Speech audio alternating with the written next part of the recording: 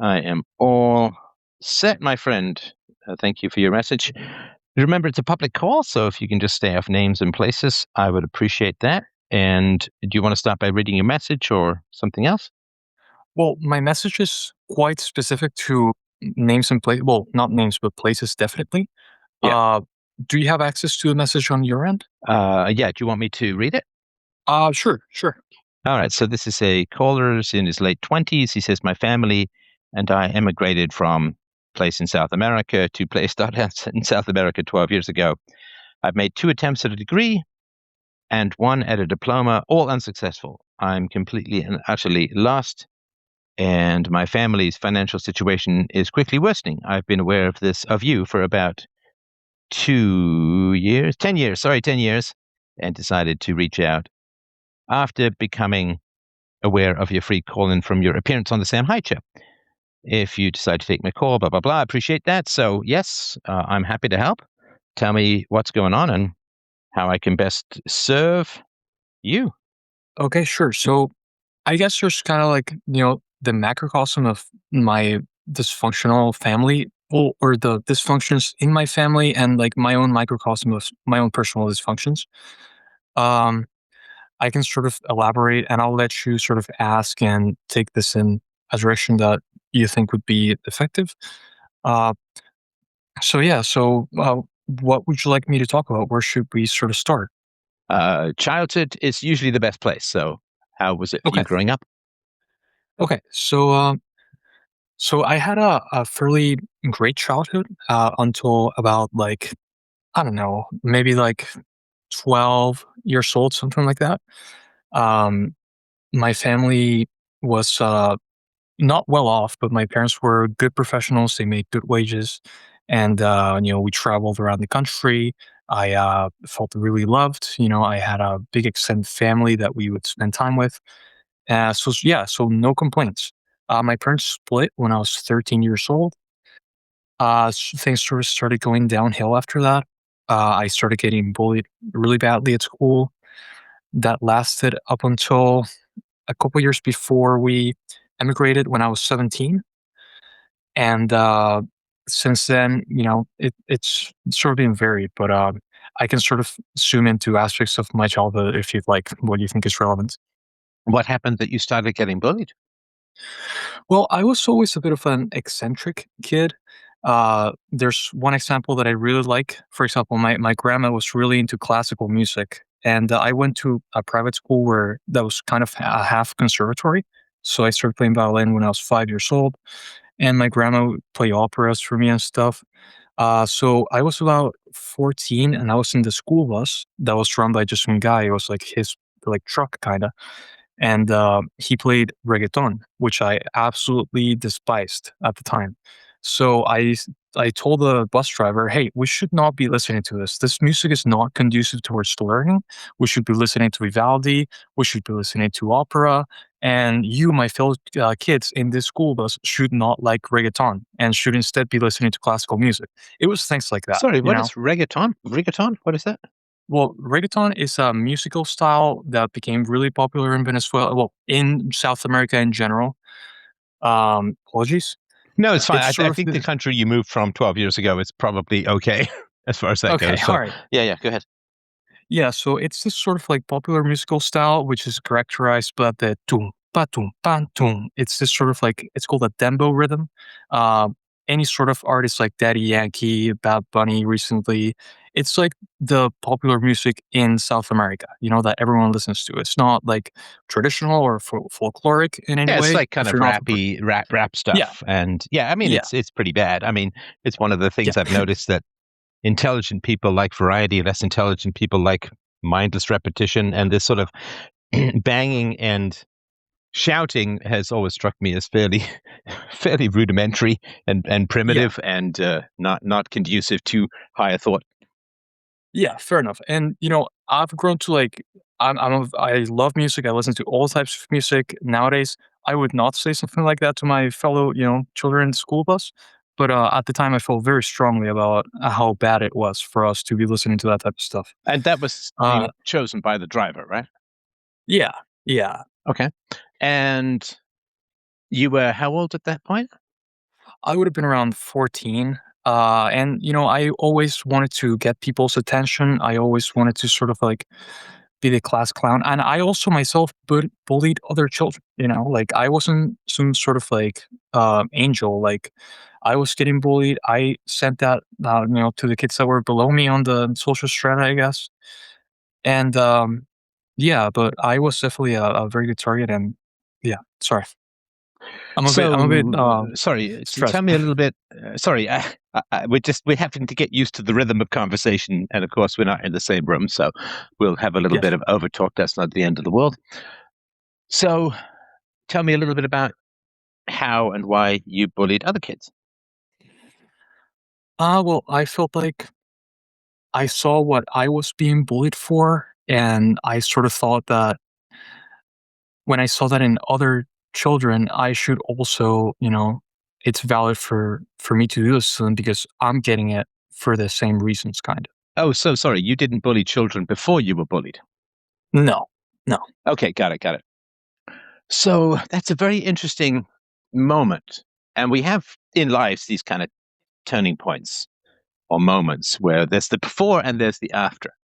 So, what do you think was going on? No, it's not a negative, right? I'm just curious. What do you think was going on for you that you would rail against popular culture? I don't know if you've ever seen the movie Rio, but not sure. well, there's it's a movie Rio. It's sort of set in Brazil, and there's these birds and so on. Oh yes, yes, And one of the intelligent bird says, like it all sounds the same, cha cha cha cha, yeah yeah yeah, cha cha cha cha, and the other birds are like, oh, how dare you insult the popular music of Brazil, and so Chico yeah, Chico, yeah yeah yeah, that kind of stuff, and it's actually kind of a moment, right? Because people take music pretty personally, right? And when you insult their music, they it goes very deep because music is used for cultural communication. It's used for seduction and so on.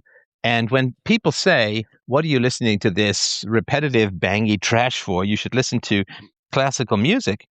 That's a very big class insult in a way. And I'm not saying whether yes, it's good or bad, but that is what it is. And does that sort of make sense? absolutely. And well, I come from my dad's side, a fairly erudite and somewhat historical family. Hmm. Uh, so my grandma, who inculcated me with my love for classical music at the time, and sort of these like high values. She was one of the like, first female judges in Venezuela, in the 1950s. My grandpa comes from a fairly historical family. We have like an ancestor in the national pantheon, and a very erudite, studied people. My grandpa himself, a very interesting person, sort of exemplified by or an example of, will and determination. And they sort of repudiated wealth to an extent, but they really valued education and sort of like personal achievement and being able to like, use your will to, you know, do the things that you want to do in your life.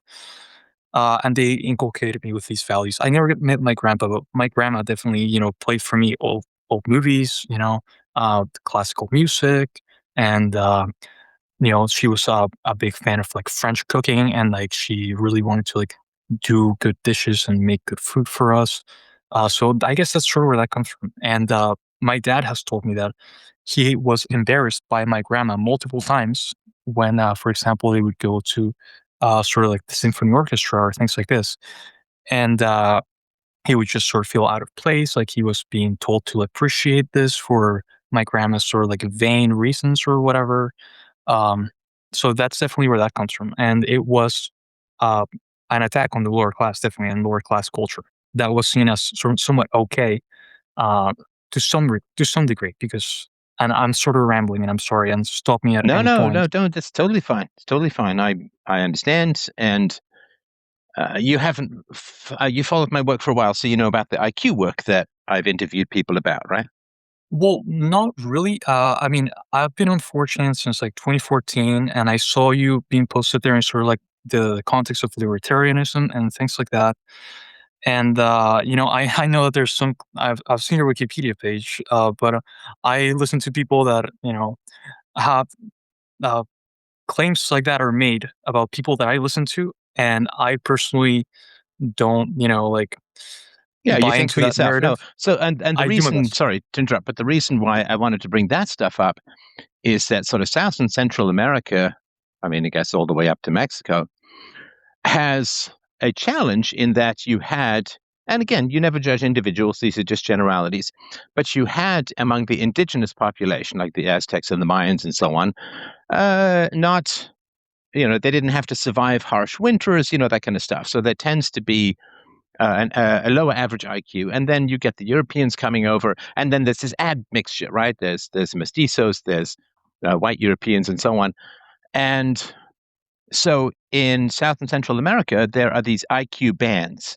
And again, this is just very generalized statements, doesn't mean anything about any particular individual, but it's probably a little bit more than what kind of music they listen to. In other words, if you take the average person who doesn't have the sort of family's illustrious, high IQ history and just expose them to classical music, it's doubtful that they would just become like you, if that makes sense.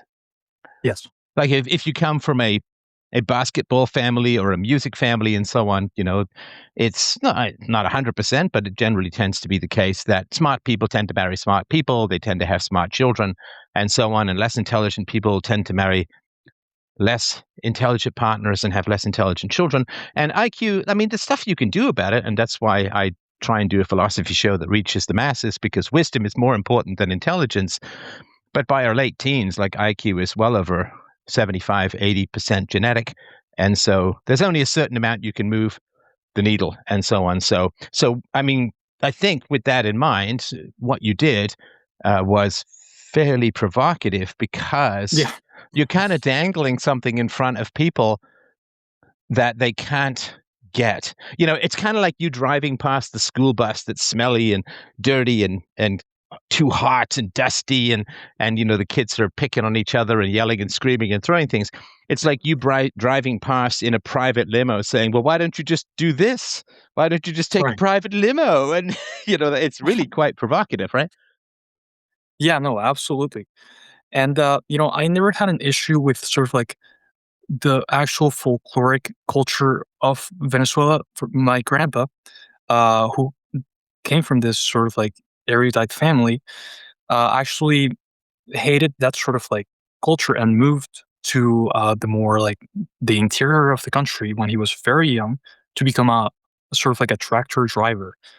He drove a Model T for a guy that owned the plantation, and he did this when he was in his teenage years. And he, pass that love of sort of like the traditional culture of interior Venezuela to my dad, who passed it on to me.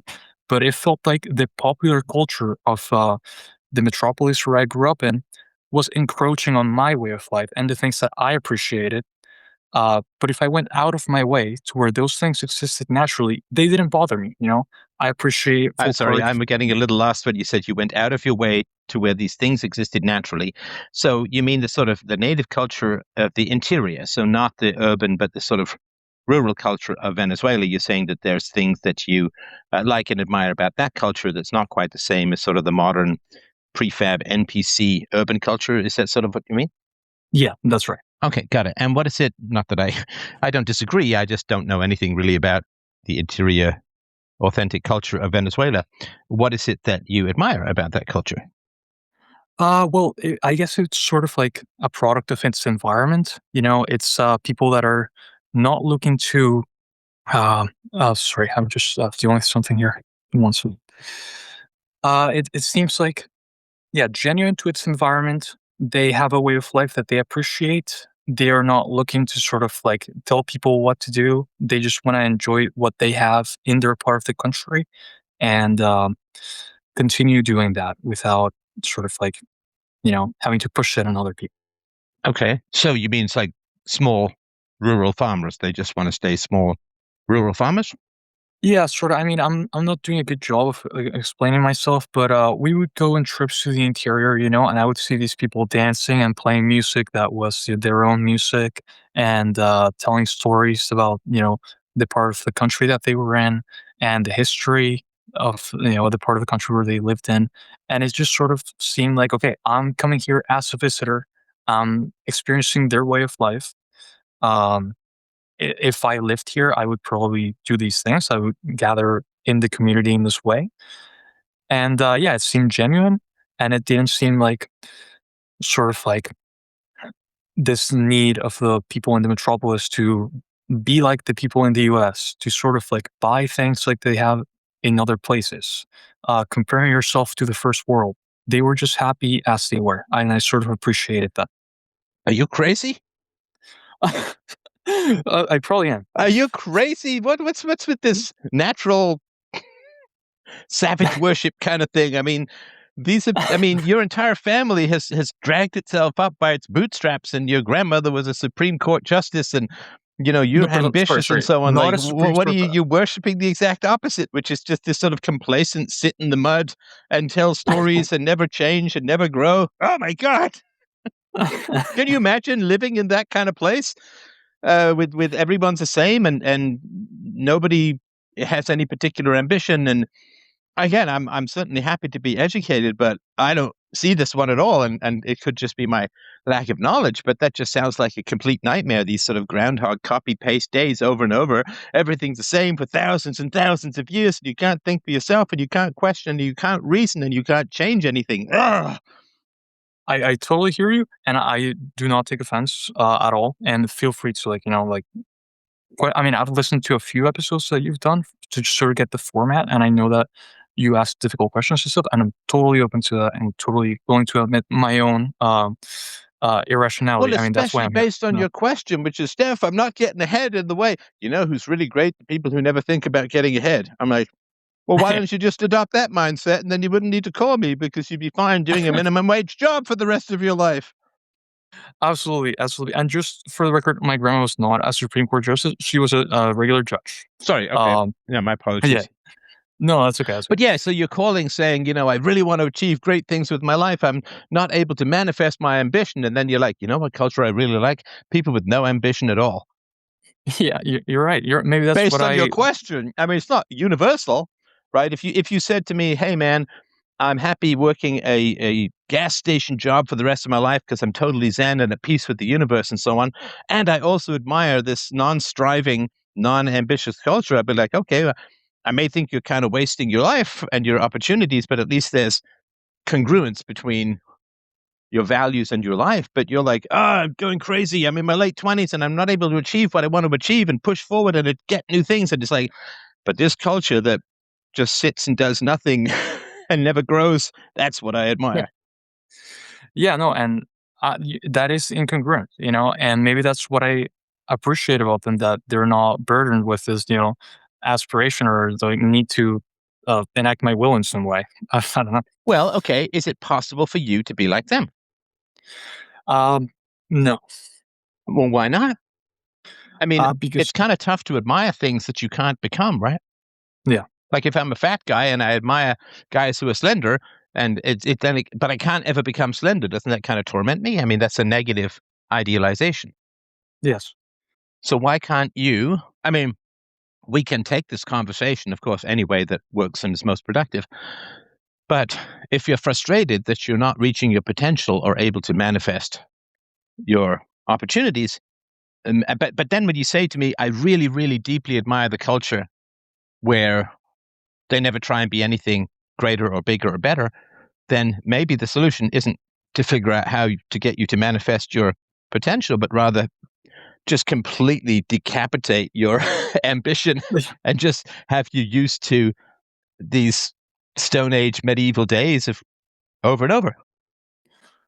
well, I think I've tried. I haven't made a conscious effort to sort of sort of shoot myself in the head intellectually, but I've definitely numbed myself in various ways for the past sort of like 10 or 15 years with things like pornography, and in the past 10 years with heavy marijuana use. So I've definitely tried to numb myself, and I have made sort of an effort to do this in various ways with being a passive consumer of media, uh, giving myself over to video games and things like that. So media, Because video games, Mhm. porn, and weed, you have Yeah, shaved down your potential to some degree, at least historically. Is that right? definitely. Yeah. Okay, and why do you think you've done that? Well, I had this sort of like I remember things, for example, like having lunch with my dad in downtown in South America, and this like kid coming up to us and like begging us for food and money, you know, and my dad was sort of like dismissing him, and I would have been, I don't know, probably like 14, something like that, and I just felt like sort of like that class guilt of like why do I have food but this kid doesn't? I felt bad for the things that were provided to me by my parents. I felt like I wasn't deserving of them. I felt like I, did nothing to like be able to go to a nice private school and go on nice trips around the interior. Um, and with the bullying and stuff, I guess I internalized some sense of, oh, there's something wrong with me. Like I don't deserve good things, and I should sort of I don't know. I don't know if this was a conscious thing. I was doing therapy this whole time. Like my parents put me in therapy when I was 13. They put me with a psychoanalyst, but I wasn't doing like formal psychoanalysis. And I did that till I moved when I was like 17. We picked up again for a few years, but I'm getting ahead of myself. I don't know. It's like I internalized some sense of I do not deserve good things. I am not a good person. I think a lot of this also came from guilt from like watching like fucked up porn and things on the internet when I was like 15. Well, I Um, mean, what sort of stuff? Because I mean, there's some. I imagine there's some pretty grim stuff out there. yeah, I mean, like there was things like, for example, uh, and I mean, this is a whole different conversation, but like like corruption, like a good like the good princess sort of like gets attacked by monstrous things and becomes debauched. That sort of and this thing private and that person to other people when I did this on my own I'm private sorry, you time, just you things broke like up that. for a moment or two there. Just if you can make sure you're near your router or wherever. But sorry, you were just saying the sort of corruption pornography. So it would be where there's some beautiful princess who then like what Japanese anime tentacles like sexually Yes. disassemble her and things like that. Well, not gore, like, I've never been to that or, any of the other, heinous stuff out there, but definitely the idea of, like, being corrupted, being debauched, you know, attracted me since I was, like, 15.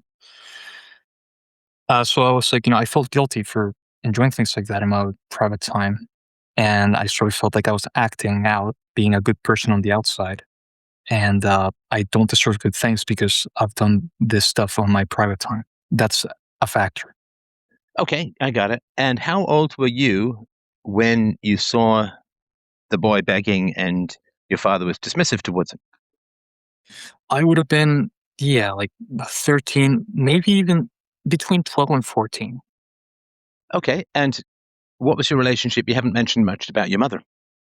Well, my mom, I honestly can't complain. She's a lovely person.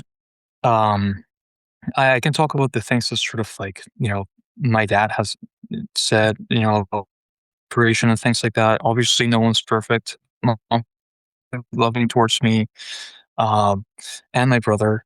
Her family, was this big, beautiful family that showed me love uh, as long as I've known them. Yeah, and she, was an executive and like various like companies in Venezuela and stuff like that. Not like a high paying C-suite anything, but definitely a high functioning person. And yeah, Okay, so did she stay home or did you do the typical nanny thing or who raised you when you were very little? well, I would say that we did have nannies, that I spent significant amounts of time with. I would get home at 6 or 7 p.m. That I think that was most of my childhood. Sorry, again, I lost you for a second there. You said your mother would get home at I'm 6 or sorry. 7 p.m.? Yeah, so both my parents would get home around that time, and we'd have dinner, and then they would wake me up in the morning, and that's sort of like the interaction that we had on a day-to-day basis until the weekends when we spent time together. Okay, and do you know why your mother didn't want to raise you? Well, she was working. Like, do you mean like why she didn't prioritize spending more time with me than pursuing a career, or Well, she went after money rather than time with her children, right? yeah. Um, I think that what she was doing was fairly normal for like what other people were doing in sort of our social class. And she, like the weekends, we always spend time together. Yeah. During the week, yeah, she did work a lot. They were always there for me. Like they would, you know, either my dad was picking me up after school or my mom. Oh, sorry, I'm getting a little tangled here. Yeah, I I'm not hadn't thought sure about if these they're things both in a very working. long time. How if they're both working full time? How are they picking you up from school? Yeah, yeah. Well, I would have to wait at school until 6 p.m. Those were I have memories of that, and then And I I'm sorry, got enrolled in when did school end though? around 2:30 p.m. So you got 3.5 hours you have to wait at school. What are you doing there? Well, I would spend a lot of time at the library, and I would also just sort of walk around the school campus. That's But terrible. I, No, yeah, no, seriously, it wasn't I the don't understand. I've never heard of anything like this. I don't understand it at all. So forgive me for my lack of knowledge, but what the actual fuck? best. You got 3.5 hours. You've got to kill time at school because why? I mean, isn't there's no school bus or nothing that can take you home? Like you have to just wait for your father to show up? Yeah, I mean, I have a lot of memories of that, definitely. Um, at the time, it did feel awful. I did hate waiting for my parents to pick me up. Um, but yeah, I guess it was awful, Stefan.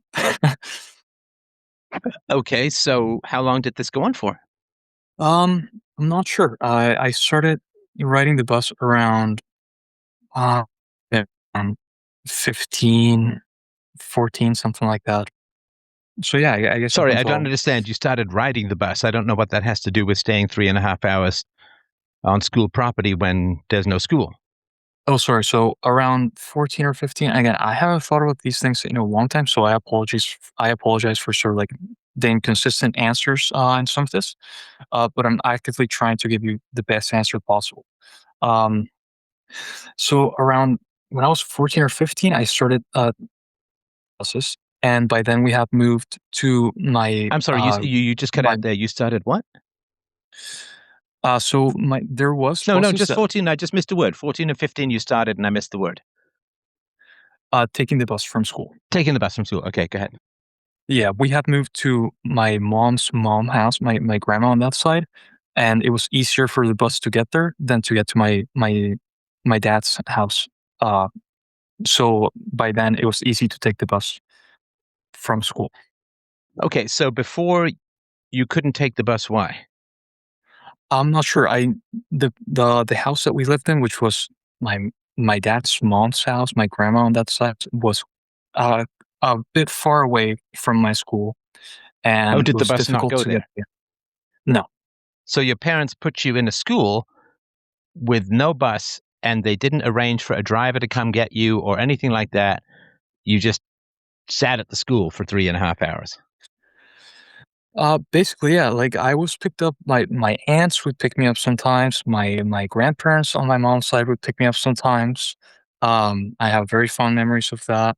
And then, yeah, a lot of the times I would have to wait at school for 2 to 3 hours, and I was just sort of, it was a nice private school. I was at library, so I guess in their eyes they thought this was acceptable. I guess. And do you have siblings? Yes, I have a younger brother. And did he also have to? I guess he waited at school too, right? Well, he's 8. You know, he Sorry, was old he's eight. enough When to is he eight? I don't know what that means. no, he's 8 years younger than me. Okay, so yeah, So okay. yeah, so by the time that I was taking the bus from school, he would have been able to get on that same bus with me. But before that, Before that, yeah, I oh, he guess wasn't in he would school have or to wait something, a little. right? Okay. Well, yeah. Do you have any idea how long your mom stayed home after she gave birth to you, or did she go back to work quite quickly, or what was that like?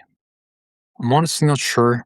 Um, but Yeah, I'm honestly not sure. I don't want to give you. I don't No, want to that's fine. guess. If you don't know, you don't know. That's fine. Now, did you ever talk to your parents about how upsetting it was to have to spend hours and hours waiting around at school? Not really. That's not something that I've talked to him about. No, but at the time? At the time, I probably did, and to this day, if if either my mom or my dad is picking me up from somewhere and they're not there when I tell them I'm gonna be there, I get upset and I think about things like that. Those times. Okay, because, I mean, honestly, this is why you were bullied. Well, possibly. I mean, No, it no, you definitely see, you don't know what I mean by that, right? no, Okay, so you should ask me what I mean. Don't pretend to know things that you don't know. I put a dangler out there to see if you'd say what you mean by that, and you got to be honest with me. If you don't understand something, please let me know. So the sure, reason I'm saying this is why you were bullied is children are bullied if they are not close to their parents. okay, It's like in Africa, right? If the baby zebra gets separated from its parents, it gets pounced on by a lion, right? But if the baby zebra is surrounded by its parents, then it's not attacked, or at least it's less likely to be attacked. So if you are distant from your parents, then you're going to get bullied. yeah, And one of the and ways that bullies know who's distant from their parents is they're stuck at school for 3.5 hours because their parents right, can't be bothered or don't care about them enough to arrange for them to get picked up and taken someplace home, like home, right? Or put them in some sort of after school program or after school activities or I don't know what, like something so you're not just wandering the halls like a ghost and sitting in the library and walking around for like 3.5 hours. It's crazy. And how long did this go on for years or? yeah. So we at grandma's house when I was around 13. I'm sorry, say again? I guess it went on till I was about 13 years old. From what age? Well, I started going to school when I was 4, but I honestly can't remember if I was waiting at school for long periods, Okay, so from that like age up until. 8, 9 years or whatever. So almost a decade it went on that you just got left at school. I mean, were there other kids there? Were you alone? Were there like I'm still trying to fathom this situation. It's wild. Well, I did after school activities through some periods of that time. Like there was sort of like orchestras and private music lessons that I mean they would only last about an hour and a half after school. And my parents really wanted me to do sports. I was the worst player in the team. I definitely got bullied a lot at basketball, and I hated it. Having to stay after school and practice basketball. So there were some activities that I did through those 8 or 9 years. Okay, so let me ask you this: what sort of bullying did you experience? Okay, well, I guess eccentricities like the one I described earlier. I was really into insects, for example. So one time I had the great idea of because I loved sort of like walking around and cataloging insects and plants. So I brought cork boards or and I sort of like handed them out to a few of my friends, and we're like, we're all gonna go hunt bugs. Let's all go hunt bugs together. So I was like the bug kid. I was also quite chubby. So I remember, for example, taking my shirt off at the basketball practice one time and having stretch marks on my belly, and kids making fun of my stretch marks. I was also quite quick to cry, so I would also get made fun of for that. Things like that. And how overweight were you? Do you think? Um, Like chubby can mean well, just about definitely anything, and I'm just not sure what you mean. right. I'm not sure that I was ever obese, but I had prominent stretch marks on my belly. Okay, and I assume this interfered with your ability to do sports and so on, right? Yeah, Now, were there times when you were little that you were not overweight or not chubby? I think before when I was like 8, 10, 12, something like that, I would have been a regular size. Uh-huh. And then sort of 13, 14, after puberty, really, in a way, you put on weight, right? Yeah, And why do you think you put on weight? I'm not sure. I remember, for example, drinking 2-liter bottles of soda. I'm sure that helped. Oh Um, my God, really? yeah. Yeah, well, I loved soda, I loved treats, and I loved eating. I guess, it could have been a coping mechanism, I'm not sure. So But, how is yeah, it? Hang on.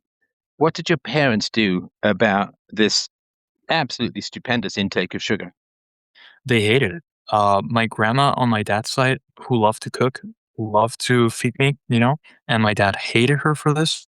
He didn't want me to eat, all the stuff that she was giving me, and they had fights about the stuff that she was giving me. Sorry, so it was at your grandma's place that you got these 2-liter bottles of pop? Yeah, I mean, that was at my mom's place after and I apologize, I know this is confusing, but, so my mom's mom would have soda around the house, and they didn't like it when I drank the whole bottle of soda. Sorry, And then how my were you able to drink a whole bottle of soda? I mean, don't they just, like, move it out of your way or hide it or not buy it or not have it around if there's something that a kid can't control themselves around? Like if you have an alcoholic in the household, you don't just lay out a bunch of booze on the counter every time they come home. Yeah, so I would look for it, and they did start hiding it at some point. And there was also I think I was quite, you know, like, I would maybe even cry for it, though I don't have memories of having doing that, but it's possible that I did. That I said I really, really want soda, things like this.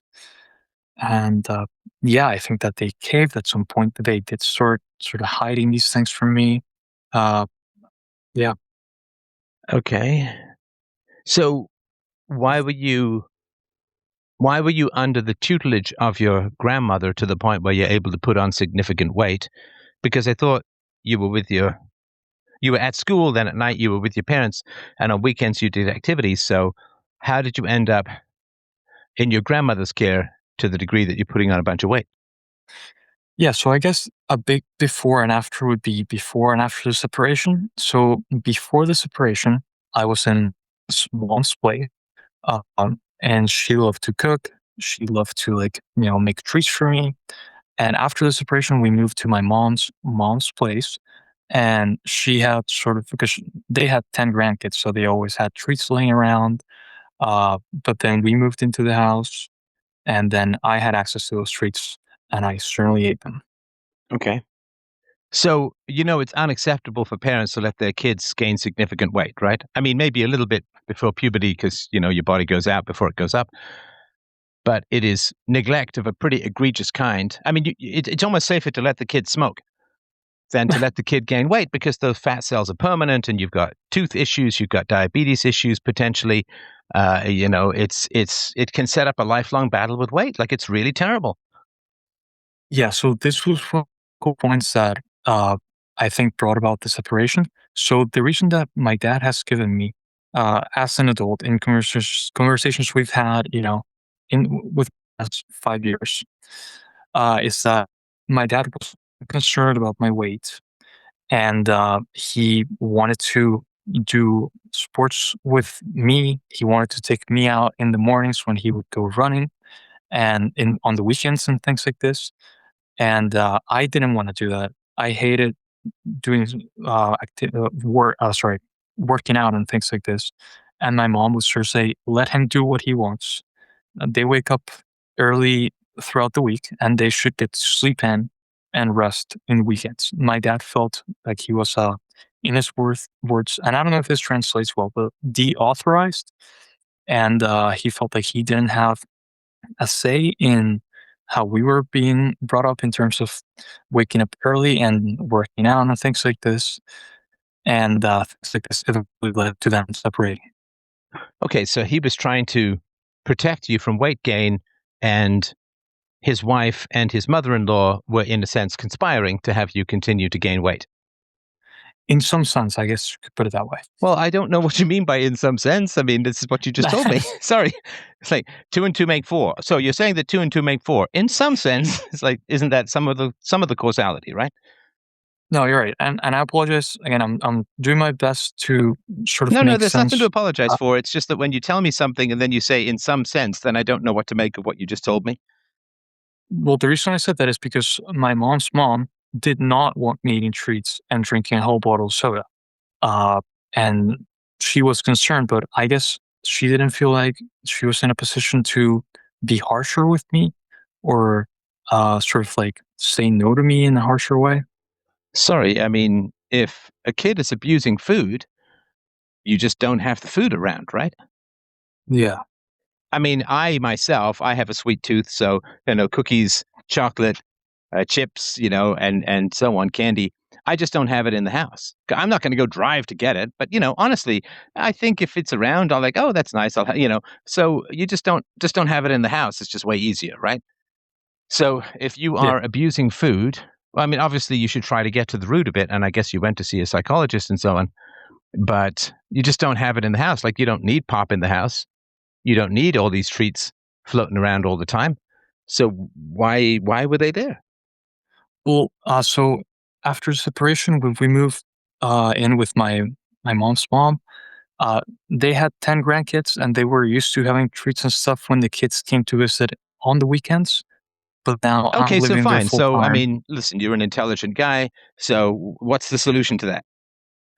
Maybe hide the treats from me, put them somewhere where I can't Well, reach. you give the treats to the kids who can handle them, and that you don't leave them lying around. Yeah, I mean, it's not complicated, right? This is not rocket science. yeah, Okay, so how were you able to gain the weight? That's what I'm still trying to understand. yeah. I mean, I definitely like to eat, and if I had money, I would spend it on treats. And if I saw treats Okay, around the then you house, just I don't you would eat don't them. give the kid money. I mean, and of course you try and figure out the root of what's going on. I mean, food is a kind of self-medication for a lot of people. If you're unhappy, you give yourself a treat, right? If you're bored, you eat, and it's a form of emotional self-management. And it seems to me, and obviously tell me if I'm right or wrong. Well, let me ask you, what was the relationship between gaining weight and being bullied? What was the overlap? Well, I think that I was gaining weight because of the stress in my own life. And then once I had gained that weight, that became an extra factor to be, or a reason to be bullied, which would stress me out more, which would make me eat more, maybe something like that. Yeah, I think that makes sense. And did you talk about food or weight with the psychologist? I don't think I did. Well, your psychologist must have noticed that you were overweight. Did he or she ask you anything about that? He might have. And when I started getting therapy, I was 13. I didn't quite know what to talk about or what to say. And I think we spent a lot of time talking about things that didn't quite matter. Huh. Um, Okay, so like, sorry, why I, were w- you sent to a psychologist when you were 13? I think my parents might have seen some of my unhealthy things and they maybe thought that I'm I sorry, you should cut stick out with there for a someone. second. You can't get any closer to your router or anything, right? Like you keep cutting in and out. It's kind of tough to follow at times. Right, right. Let me check here my signal. Um, Oh, are you on a phone? no, I'm on my desktop. Oh, okay. Yeah, I mean, should be good. I'm not sure what's going on, but anyway. So, what did your parents see that they sent you to a psychologist? Well, I was self harming at school. I think that was a big catalyst. Well, yeah, that'll do it. So, what do you mean? So I would, and this happened after the bullying got worse. I would sort of like run away and hide in within the school, and I never actually wanted to like in my life or anything like that. But I did, like would like scratch my arms and things like that, and I would like skip classes and sort of like run away within school. Okay. So, at what point were you watching the degraded pornography? 15, did you That say? would have, yeah, 15, 16. Okay, so what's going on in your life that you are half mutilating yourself, being bullied, overeating, and being drawn towards the most horrible kinds of sexual imagery? I feel like I could be wrong. I feel like we're missing a little something here. I'm not sure what it is, but I think Well, something nothing. else would be required in my obviously, admittedly humble experience. Something else would probably be required to produce these kinds of symptoms. And I wasn't sexually abused in any way that I can remember. Um, and I'm not quite sure. I mean, I might not be doing a good job at No, sort of this like you're doing fine. You're doing fine, and it just in my experience, which is considerable, but certainly not absolute, right? So that's totally fine. Okay, so you weren't sexually abused. Were you spanked or hit as a child by any of the no. nannies or any of your caregivers or your parents or anyone else? I was never hit, but my dad certainly could yell, and he definitely yelled often. Okay, and like 1 to 10, like how bad? I mean, 10 being what? Like 10 being full on, forehead vein screaming. Yeah, I would say 9. It We got to 9 pretty often. Oh gosh, I'm sorry about that. Hmm. And would he call you names, or how did this manifest? What happened? He might have called me names, but I don't remember him any instances. Uh, he would get frustrated about sort of like, for example, he would take me running, and I would fall behind and sort of like start crying. And what he thought he should do in that situation is simply kept going and wait for me to like catch up, you know.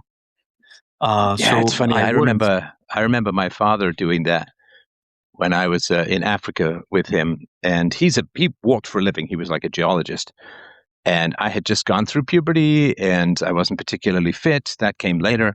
But yeah, when I was in Africa with him, he would just hike and hike like up these crazy steep hills, and I'd have no water.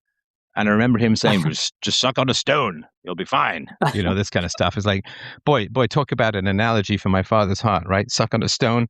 I'll produce my own saliva, and that would be just as good as getting a drink. It's like, it's a closed system, right? So yeah, I just remember seeing him like all the way up the mountain, and I just remember feeling this very strange, like, what am I doing here? Why am I doing this mountainside in Africa? With Yeah, my father, like half hour ahead of me. I just, as I'm sort of, and I'm really thirsty, and yeah. yeah. Anyway, so it is strange when fathers do that. It's like, well, congratulations, you as a professional walker are slightly more fit than your 15 or 14-year-old son who is raised by a single mother in an apartment building. Good for you. Anyway, sorry, go ahead. Well, yeah, so it would be things like that. And my dad was a mountaineer, and we would go to the mountains often.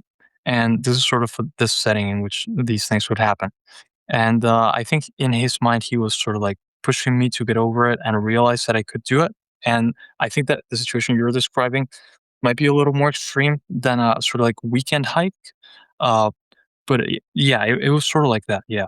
So he thought that if I realized that my only recourse was to just keep going, I would sort of get over the emotional thing and realize that it wasn't an unsurmountable thing, and I could do it and I could catch up. But I never did. I never did.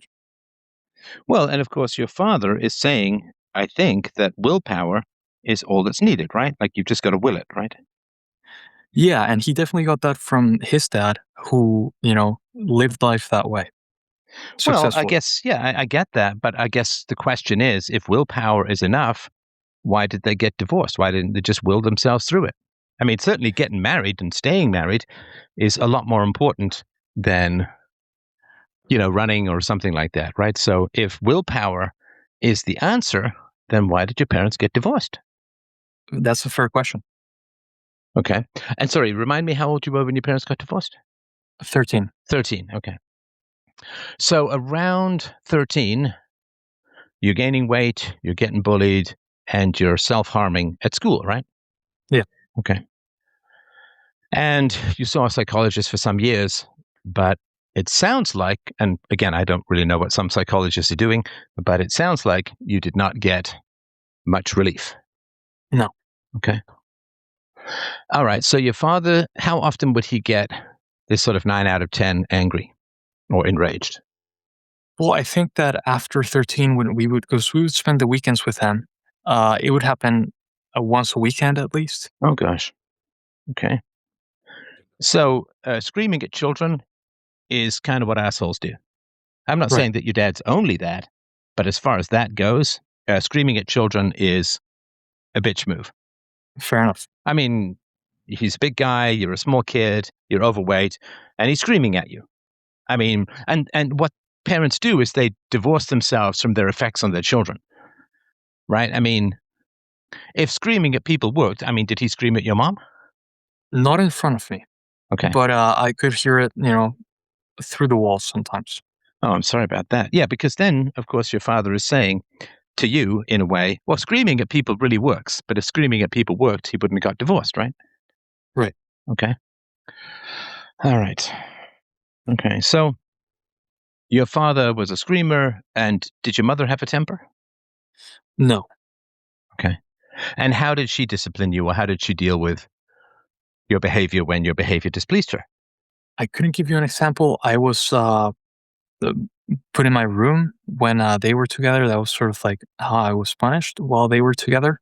They would just put me in my room for a while. And did you get an explanation? Did you know how long it was going to last or anything like that?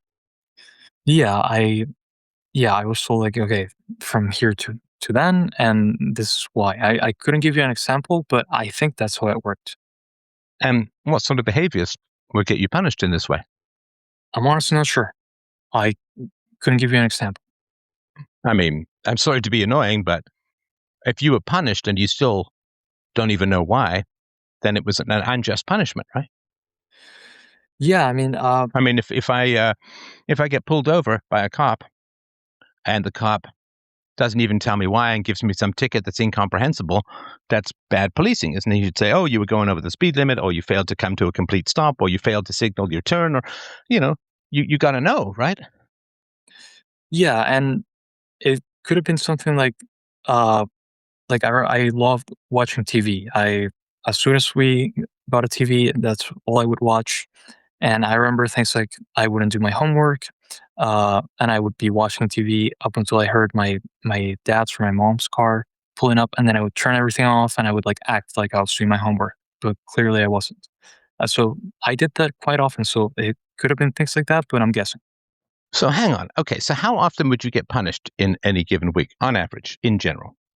I honestly can't remember. I just remember like specific instances where I would be in my room, Well, no, sort but of. you sorry to interrupt. You must be being punished enough that you're jumping up, turning off the TV, and pretending to do your homework. So it must be. If you were only punished once a year, you wouldn't be that jumpy, right? Yeah, I'm guessing. I'm guessing here, but it maybe on a bi-weekly basis or something like that. That But I'm means once guessing every 2 weeks or twice a week. once every 2 weeks. Once every 2 weeks. Okay, so you'd only be punished like 24 times a year. Okay.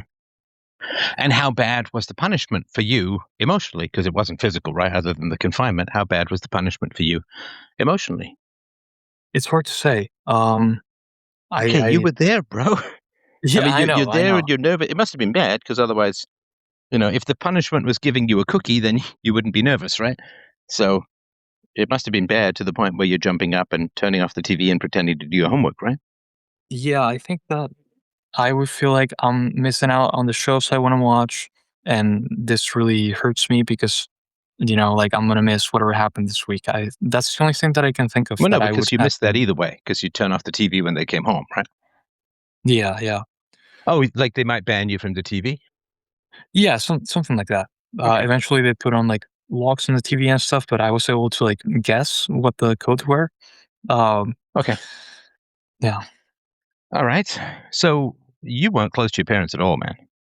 Doesn't sound like it. I mean, it's Okay. just a game of cat and mouse and punishment, reward, and avoidance. And, you're just sneaking, and they have no credibility with you, right? So when your parents say, don't drink pop, all you do is you say, and it's not a criticism, and, correct me if I'm wrong, but what I'm getting is that your parents would say, don't drink pop, don't eat so many treats. And then you'd be like, okay, so I just need to figure out how I can drink more pop and eat treats. And they'd say, don't watch so much TV. And you'd say, okay, well, I can guess the codes. And right. So they have no credibility with you, right? Like that, you Yeah. don't sit there and say, well, geez, they've been right about a lot of things. I really respect and admire them. And so if they say something is bad, I should probably at least listen and give them a chance to make the case, if that makes sense.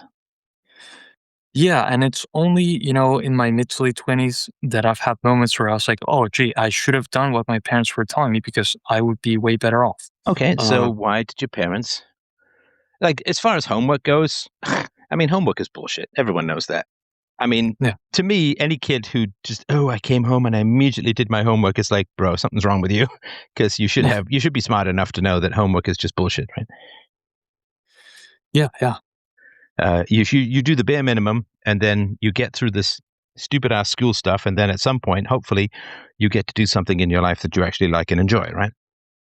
Yeah. And everyone was telling me homework is not bullshit and you should be doing your homework. And in my head, I was like, no, this is bullshit. I don't want to do this. Yeah. Um, and it honestly didn't matter. At least at that age, it did not matter. Sorry, what did not matter? Doing my homework. To you mean? Yeah. Okay, got it. All right. So yeah, I've got no problem with you not doing your homework.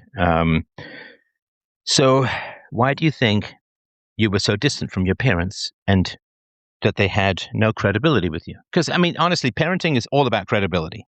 That's all it is. Yeah. Because if you don't have credibility, you know, like if the government, if everyone thought the government spent their money wisely and well and virtuously and sensibly, then you wouldn't need taxes. People would just send Right. their money in, right?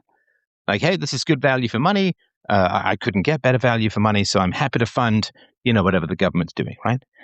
So the government doesn't have credibility, which is why they need to threaten you with jail to get you to pay your taxes.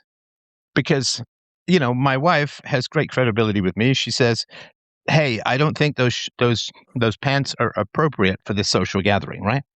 And she's really smart and wise about these things. So what do? You listen to her? Yeah, I changed my pants. Mhm. And so my wife has credibility, so there's no argument. She doesn't need to be like, "Oh, you've got to change these pants," and yell at me, or like, because if she says, "You got to change your pants," I'd be like, "Yeah, okay, I'll go change my pants." I mean, she has credibility with me. And if I say, I need something for my show, something for my philosophy show, I need to pick up some technology or something like that, she's like, "Yeah, go for it." Right? Because she trusts me, right? I'm not out here spending like crazy. I don't have a basement full of things I don't use. So when you have credibility, then you don't have escalation. Escalation between two people, like aggression, locking you in your room, screaming. This is all to cover up the fact that they have no credibility, right? Right. So why, and this is not a criticism of you, this is just a genuine open question. Why did your parents not have any credibility with you? I assume it's on them, so I'm just asking what the causes were. Right. Um, I I mean, I'm only speaking from like my experience, but I Okay, felt so you like just, I'm sorry to be yeah, annoying. Look, it's just you and me on the call, right? So when I'm yeah, asking you a question, you don't have to say it's only from my experience, because frankly, who else's experience could it possibly be? So, and this is, I hate to be a nag, right? But these are just little pauses or bookmarks for you to gather your thoughts. And I always get a little bit suspicious when people throw in these statements that don't mean anything so they can gather their thoughts, because I assume they're aiming to misrepresent something. I'm not saying consciously or anything like that, but if I say, "What do you think?" and I say, "Well, I can only speak from my own thoughts," it's like, yeah, I know, right? So it's just an overcaution or something like that. So, which usually indicates a not direct response, if that makes sense. And again, I'm not saying you're a liar or anything. I'm just saying that's my experience. So if you can try to be a bit more direct, and you don't need to say the obvious things, which we both know. So why do you think your parents didn't have credibility with you? yeah. I think it's that they weren't sort of understanding why I was hurting, and weren't able to give any solutions to the pain I was feeling. That's my guess. Okay. So when you say they weren't able to, that's quite a statement, right? Like, Okay. I'm not able to jump to the moon. I'm not able, to speak Japanese without studying it. I'm not able to play the violin at an expert level, right? Yeah. Now, some of these will be impossible no matter what. I'll never be able to jump to the moon. But I suppose if I spent 10 years studying violin, I could play it quite well. I certainly did in the past. So when you say not able to, that is interesting. Do you think that they were physically unable to? Because that's the job of parents, is to try and figure out how to help their children. And that means understanding their children and their thoughts and feelings and all of that. So when you say they're unable to, what do you mean? Well, an example that comes to mind was that when I started getting bullied, my dad's advice, and I got in multiple fights in school, and his advice was that all you got to do is punch the guy in the nose really hard once, and that's it. You don't have to get into a fight. You don't have to get into some like long-winded, argument. If someone's pushing you around, you punch them in the nose once as strong as you can, and you don't do anything else. And I was unable to do that, and I think my dad was Sorry, but either. hang on, hang on. What do you mean Yeah. unable to do that? What do you mean? Well, I could never muster up the courage to punch someone in the face once. Well, did your father give you any self-defense classes, or did your father teach you anything about how to hit? And did he take you to a gym? I mean, what did he do? If his advice was just go beat up some kid or punch him hard in the face, it's not very good advice if you don't prepare the kid, right? It's sort of like saying, well, if you want to win the swimming competition, just swim. And it's like, well, can you teach the kid how to swim? Because that would help quite a bit, right? Right. I do remember sort of like play acting with my dad, and I did get put in karate lessons when I was about 14. Ah, okay. Okay. So I was And getting some guy. did that get any further, or did that help at all in terms of giving you the thought of hitting someone? No, I never ended up doing that. Okay. Now, what's interesting is that I am not at all convinced that your father was right. Yeah. I mean, it's a fantasy, really, that you just hit a kid and all of your bullying problems disappear. Right. I mean, it's kind of a boomer fantasy or something. So why do you think it might be wrong? Uh, well, I know that it worked for my dad. So my dad was at an English internment school or something like that. He got sent there when he was 13. Uh, it was sort of a boarding school in the UK. And when he got there, he had sort of his cousins were in that same school, and they gave that advice to him. They said, when you go to like the meal hall or whatever, kids are going to start picking on you. And if someone starts like touching you or doing anything, you punch them in the face once. And my dad did it. And after that, no one ever picked on him again. So I guess he gave that advice to me because it worked in his circumstances. Well, how do you, I mean, you don't know. It's just what he told you. That's right. Yeah. I mean, if hitting someone else in the face solves bullying, then why was your dad such a bully? Fair enough. I feel you just kind of skim past these things. I may be doing that. No, And, it's a very important point right. because we don't want to become bullies and we don't want to be bullied. Yeah. And so if for your father, he'd solved the problems of bullying by punching a kid in the face, and I don't believe these stories as a whole. Okay. I don't believe them. One punch and everybody cheered and like it held. Yeah. I was carried around the hall on everyone's shoulders and all the kids were like, "You're the greatest kid." I just don't believe these stories. Right. So, especially if it's in public. So if you punch a bully in the face, what's likely to happen? That they'll punch back.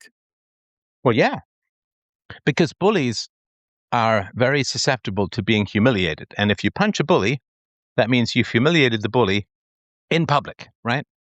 Right.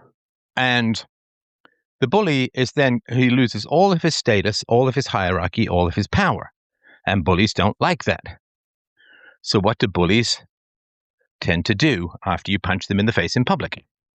Find some sort of way to regain that sort of authority or social standing, I guess. Yeah, they'll start plotting revenge. Yeah. Or if a bully has a gang, and everybody knows that the bully has a gang, and bullies often do, then if you punch the bully in the face, his gang will jump you, either now or later. Right. So the idea that you can solve the problem of violence by just punching someone in the face. Look, I have no problem if somebody's laying hands on you. Yeah, self-defense is fine. You can punch them, you can whatever, right?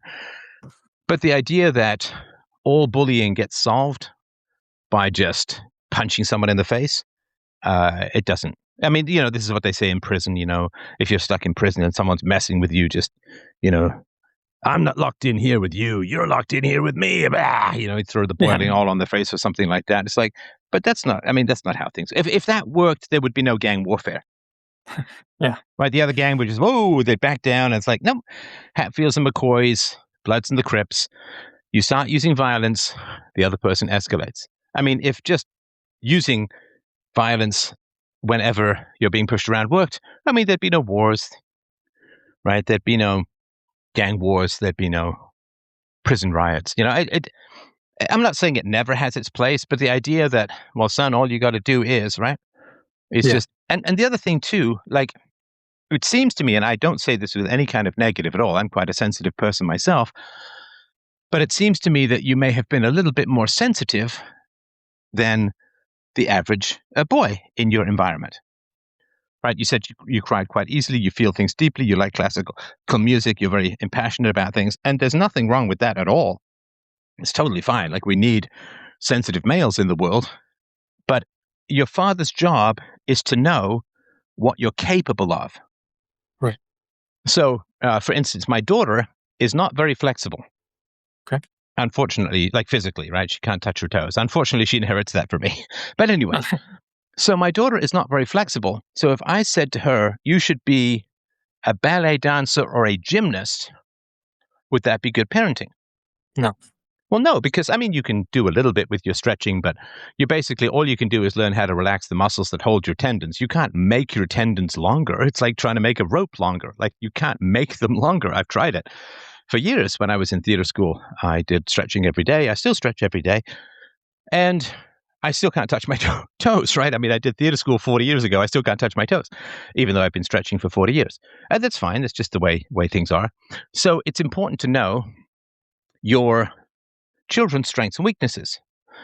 If I had a son who was tone deaf, would I suggest that he be a musician or a singer? No. Well, no. I mean, I know some people who've got perfect pitch. It's amazing. It's cool. And there are some people who can't quite, the William Hung people who just can't quite figure out where the note is. I think we've all had that experience. So if I have a kid who's not a good singer, I would say, don't be a singer. I mean, you can do it for fun. Like, I'm not a great singer, but I enjoy singing, so I just do it for fun. But that is the reality. You need to know your kids. And you need to know what their strengths and weaknesses are. And if you are more sensitive and have a kind of horror at punching someone in the face, which I can understand, then, I mean, I've gone through my whole life. I've never punched anyone in the face. I've been punched once or twice, but I've never punched anyone in the face. I'm very proud of that. This is one of the reasons I'm good at talking. I prefer talking my way out of things rather than throwing hands, what they call it, throwing hands these days. So with your father, my concern is that he only added to your humiliation. So you're being bullied at home. Sorry, you're being bullied at school and you're being bullied at home because your father's screaming at you. So you're being bullied all over. And your father says, you should do this thing, which deep down I know is impossible for you, which is just punch a kid in the face. Right. And that's further humiliating because you feel like, oh, my father's telling me to do this thing. I know I've got to do it. I just can't do it. I mean, didn't he add to your humiliation? Yes. So that's pretty bad, right? Because if you go to your father with a problem, right, then he's not supposed to make that problem worse, right? Right. Like if you say to your father, hey, this dog is growling at me, your father's not supposed to bite you. He's supposed to protect you from the dog. And if you say, hey, I'm being bullied and humiliated at school, then your father giving you a mission to punch some kid in the face, even if it would work, which I doubt it would. And it can actually be quite dangerous. Anytime you can avoid using violence, you should avoid using violence because it is an unknown quantity. Like, it's unknown what will happen after that. But there's always blowback. And people can do, like, you punch a kid in the face, he might loosen the brakes on your bicycle. Right. I mean, he might do any number of things. He might push you down the stairs. In a crowded stairwell, he just pushes you down the stairs. I mean, you make an enemy and you're trapped in there in the school with that enemy. Yeah. So he should know that constitutionally you're not a punch a guy in the face kind of guy, which is, again, this idea that like everyone's got to be great at punching people in the face. I mean, we also need our poets and our masseuses, right? And our peacemakers. So the idea that everyone's just got to be hair trigger and comfortable with violence is completely. I mean, we need some people who are good at violence, and we need some people who aren't good at violence because society is neither violent nor non-violent, and we need people specialized. So he didn't really help. Did your mum talk to you at all about the bullying? I don't remember her doing so. Do you remember talking to her? I mean, she must have known, right? Because Yeah. We must have talked about it, but I can't remember if she gave me any advice. okay. Now, what happened with your sexuality and your sexual thoughts as a teenager that you ended up with this disassembled princess with tentacles of peepees or I don't know whatever Yeah. you were watching, right? Yeah. What was that a progression from, I guess, more mainstream sexual imagery to this more perverted or distorted stuff? Did you start off that way, or how did that go? Well, I remember various specific instances where I would watch a TV show and I would see scenes like this. And I remember when I would watch them, and I can give you examples Sorry, if a you'd TV like. show? What do you mean? That stuff Yeah. isn't broadcast on TV, is it? So for example, Power Rangers, there was this movie where the female heroines get taken and they get corrupted and brought to the dark side. Things like that. I remember scenes in TV where like a woman would be mind controlled. There's this fairly horrific movie that we watched in school where at the end, this sort of demon zombie uh, regurgitates a worm into a woman's mouth, and the worm possesses her. You I watched remember that in being this. school? Yes, yeah. Kind of freaky ass school you going to? Is this a private school? This is a private school, yeah. Well, you know what? Something else they did in my school, they played Requiem for a Dream. Uh, when we were 15 years old, every class watched Requiem for a Dream so that we wouldn't do drugs. Wow. Uh, yeah. Okay. So, and this wasn't just some kid at school had it on the laptop. This was like the retching worm into the woman's mouth that was shown in class. Is that right? That was shown in class, and that was because we were able to sort of like bring movies to school. I can't remember who brought this movie, but we watched it as a class, but like, within that context, not as a Oh, so widespread practice. they let the kids choose the movies or bring them in. Yeah. Yeah. Okay, it's kind of messed up. All right. At least you should vet them, right? Yeah. All right. So it was things Whether like sorry, that. was it an all boys school? No, it was mixed. Okay. So did you have crushes on girls? Absolutely. Yeah. Okay. And what did you do about that? I would sort of, sit in the corner, and because another thing is I never learned how to dance. And in South America, that's a big part of the sort of courtship Yeah. process, right? So I never learned how to dance. I would go to parties where everyone was dancing, and I would sort of be in the corner. And I remember I had this female friend, and she was sort of my best friend up until puberty when I started really liking her. And she said, "Hey," we were at a party. She said, "Hey, I'll teach you how to dance." And I was dancing with her, and I was, in a it was almost an out of body experience with how anxious I was in that moment. I was dancing quite badly, and some of my Well, of course bullies you were are. It's your there. first time, right? Yeah, yeah, I and some remember of my being bullies. being at a concert in Africa, and I just threw my legs around like I had no idea what I was doing. And Right. I remember my cousin coming up like, "Is that how they dance in Canada?" And I'm like, "Sure, yes, that's exactly how they dance in Canada, right?"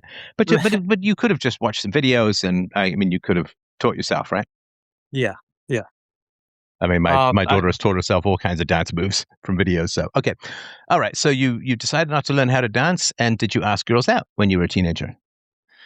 I did. I was in 4th grade, and I No, no, asked sorry. this. Fourth grade. It's not a teenager. Okay, well, it would have been around that time.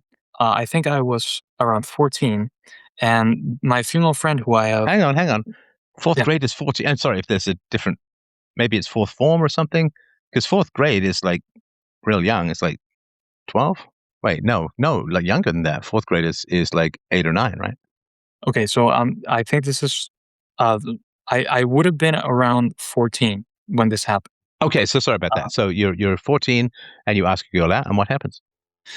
yeah, so, I mean, I did it in a really bad way. So, one of my bullies had asked her out, and she said no, and we were in class, and in front of everyone, I kneeled in front of her, and I said, "Hey, you know when this guy asked you out? I am now asking you out." It was really cringeworthy. I was definitely made fun of for years for doing that. And she said that she wouldn't answer me in that moment, but that she would call me that night. And she never did call me, and we never spoke about it again. Okay. I never asked anyone out after that. Why not? I don't know. I don't know. Sure you do. Come on. Well, Don't give me this. I don't know. It's your life. If you don't know, the knowledge doesn't exist. well, So I didn't know how listen. to. I mean, when you're made Sorry. fun of, you can take it as an offensive thing, or you can lean into it, right? Yeah. Right? Like, yes, I'm the guy who kneeled down, and then you can kneel down to ask your friend to go to a movie. You can kneel down to ask to go to the bathroom. You can just be the kneeling guy. Like, you can lean into it, and then it loses its power, right? Yeah. I sort of did that in some ways. But why did you I not ask a girl out again, though? I mean, did you not like any other girls? Or you must have, right? The hormones are pretty crazy at that time of life. I absolutely, yeah. I had multiple crushes in my school. Um, I just didn't seem like. Well, also in my. I guess I just didn't know how to. I didn't know what we could do. Uh, No, but I didn't know good where. Lord, I mean, you're living in the digital age.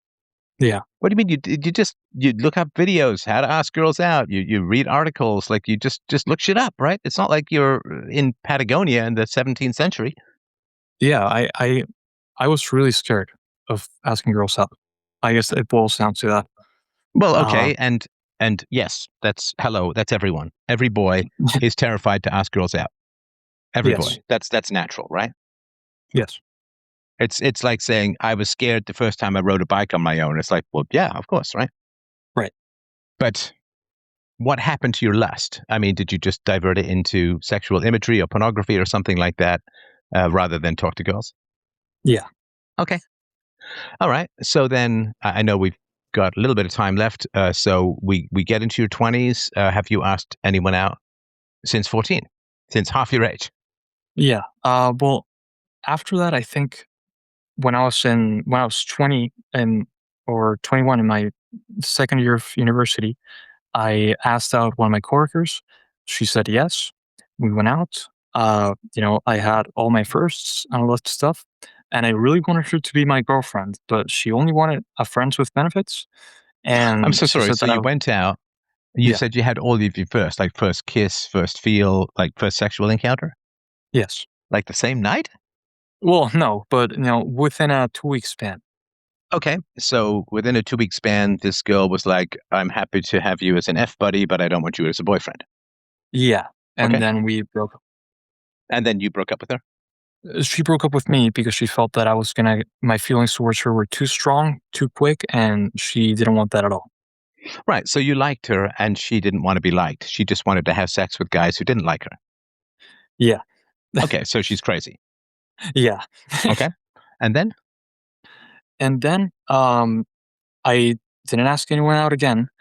And when I was 22, I was working a job, and I was friends with some of the female staff. And there was this girl that would go to the bar that I worked at. I worked in the kitchen, and she said, "I like him." And then the female staff sort of arranged for us to meet, and we started dating. And she's my current girlfriend. We've broken up twice. But yeah, and that's the only other relationship I've had. And I had a one night stand that I, sort of Sorry. recall. How long have you been going out with your current girlfriend? Uh, it'll be 4 years in a couple weeks. Okay. All right. And how's that going? That's a whole nother topic that I'm willing to talk about. It's ups and downs, uh, but we're still together. Okay. Good for you. Good for you. All right. Okay. So I appreciate all that backstory. And you've tried to get 2 degrees. And what is it that would be the best outcome for you in the sort of half hour that we have left together? What would be the best solution that I could provide for you? Well, I sort of don't know what direction to sort of build that career towards. You could say that I'm a bit of a doomer. I look at sort of the world that's springing up around us, and it makes me feel like, wow, this is a world that I don't want to live in. The constant surveillance, the constant sort of like tracking of all your activities, uh, talking to AIs, things like that. I don't want to live in that world. And I'm sort of wondering, how am I going to become a productive adult in a world that scares me and that I sort of hate in a lot of ways? Um, which world or time and place would you rather live in? Um, well, the time that I grew up in the early 2000s, it seemed like technology was sort of working for us. It didn't seem like we were like working on worshiping technology in the way that it feels like we're doing now. Um, and I know that technology is a tool, and you are the one that decides how to use it.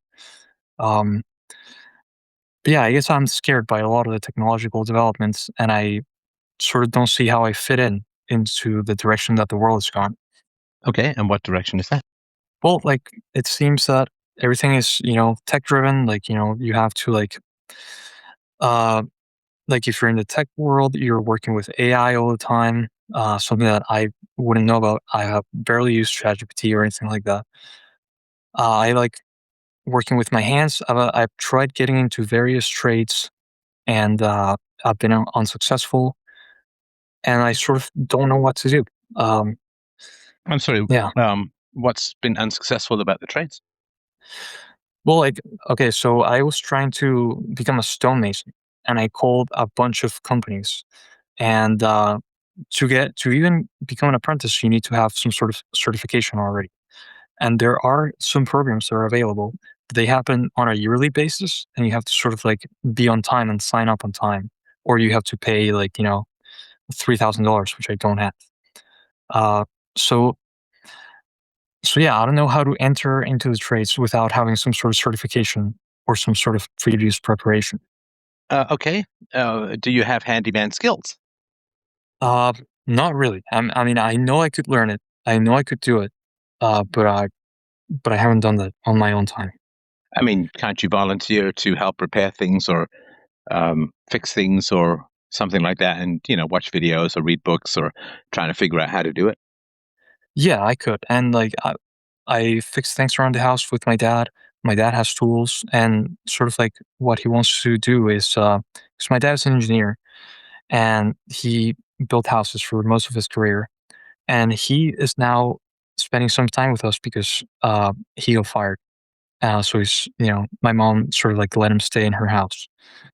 So what he wants to do is for my brother and I to sort of like, you know, have those handyman skills and help him sort of like build houses, the house that he wants to build that he's designed, and sort of like do that as some sort of like boutique construction company. Okay, so you So could work with your dad on houses, right? yeah, So is that a good thing or a bad thing? if it works out, it would be a good thing, and Well, also by for definition, if it psychology. works out, it'll Yeah, be a good thing, right? Of course, yeah, right? But yeah. what's your view of it at the moment? Well, so you know, I don't know what it would be like to work with my dad on on that on that level. As time has passed, he has become much more amenable. I don't know if I'm saying that right, to like my concerns or sort of like what I'm capable of and what I'm not capable of, and he wants to sort of have this project and have my brother and I help him on it. Okay, and in the sort of, I guess, 10 or 11 years since high school, and I know you've tried to get 2 degrees. What work have you done? Or what type of Um, work? yeah, so minimum wage jobs. I've been a cook. I've been a mover. I currently work in retail. Um, yeah, things like I've done process serving, things like these. Yeah. And what would you like to do? I would like to sort of uh, be involved in culture to some degree. Like, I feel like I've absorbed a lot of, stuff during my 20s. I felt like what I was doing was sort of like seeing humanity, absorbing humanity. And I would sort of like want to give that back. I want to Okay, so communicate my being views. involved in culture, I mean, you're pushing 30, right? So being Yeah. involved in culture is way too vague. Yeah. So I've written, I've done Okay, written what? stand up. Well, I've written erotic horror. Yeah, that's not really being involved in culture. And isn't that just corrupting others? Yes. Okay, so don't do that. What else? Yeah. I've done stand up comedy. Okay, and that's kind of cool. And I mean, when did you do it and what happened? So I did it 3 times, and I got a great response each time.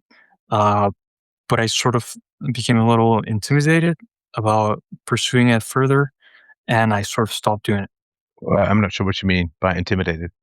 Well, because like, okay, so you have to do a bunch of open mics, pretty much. No, I know. You know Yeah, what? I understand. I've done stand up. So, yeah, I understand. You've got to do a bunch of open mics and then, maybe you put some stuff on YouTube or create some shorts. You're just trying to create some demand and then you try to get something paid. I understand. Yeah. Okay. So Um. why not do that? Well, I am. I've been quite lazy, to be honest, and time and time again, I've resorted back to numbing myself with weed and pornography and video games and things like that. Okay. Yeah. So again, I'm still trying to understand what you want from me. I mean, you know what you need to do is you need to commit to something and just fucking do it, right? Yeah. I mean, am I missing something? I mean, if you enjoyed stand up, then do stand up, and stand up can be a good life.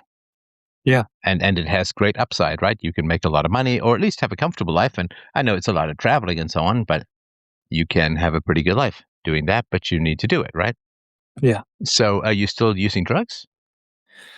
Yeah. Well, in within the past month, I've barely used weed, and I've also barely like I am in therapy currently, and with my therapist, we've significantly reduced my porn use, Oh, good for and you. it Good for you.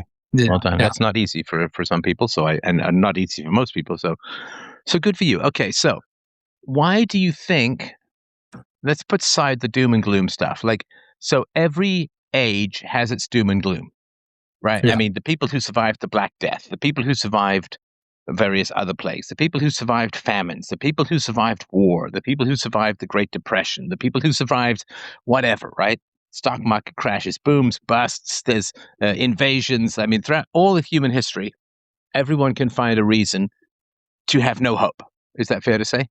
yeah, And I would say that in the present, we actually have pretty positive reasons to have hope because, I mean, we're able to have these kinds of conversations. The gatekeepers are down.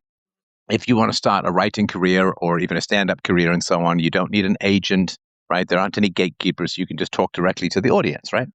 yeah, And so there's lots of opportunities to flex your creative talents and so on in the modern world. And, technology has its pluses and its minuses as a whole, but this is true of all, right? There used to be these people called the Luddites who would destroy power looms that were doing their work for them because they were out of a job and so on. So, and I get there's lots of negative things out there in the world for sure, but I mean certainly for myself and I think for most people who are creative, there's never been a better time because you just have this absolutely incredible ability to communicate with the world that's never occurred before and all of that. So anyway, I'll sort of try and undoom and gloom you, but taking out the doom and gloom, have you been paying your own bills over the last 10 years? Where have you been living? Who's been paying for stuff?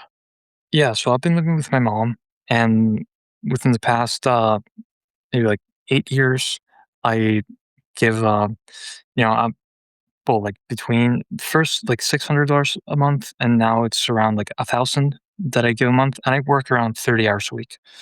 Um, Oh, so sorry, you're s- paying rent to your mom. yeah. Okay.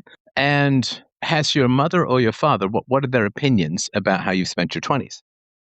Um, my dad is very upset that I didn't finish school. He says that it would have been really easy, and that people that finish school are, objectively way better off than people that didn't. Well, My hang on. mom's I mean, did you try engineering like your father or something else?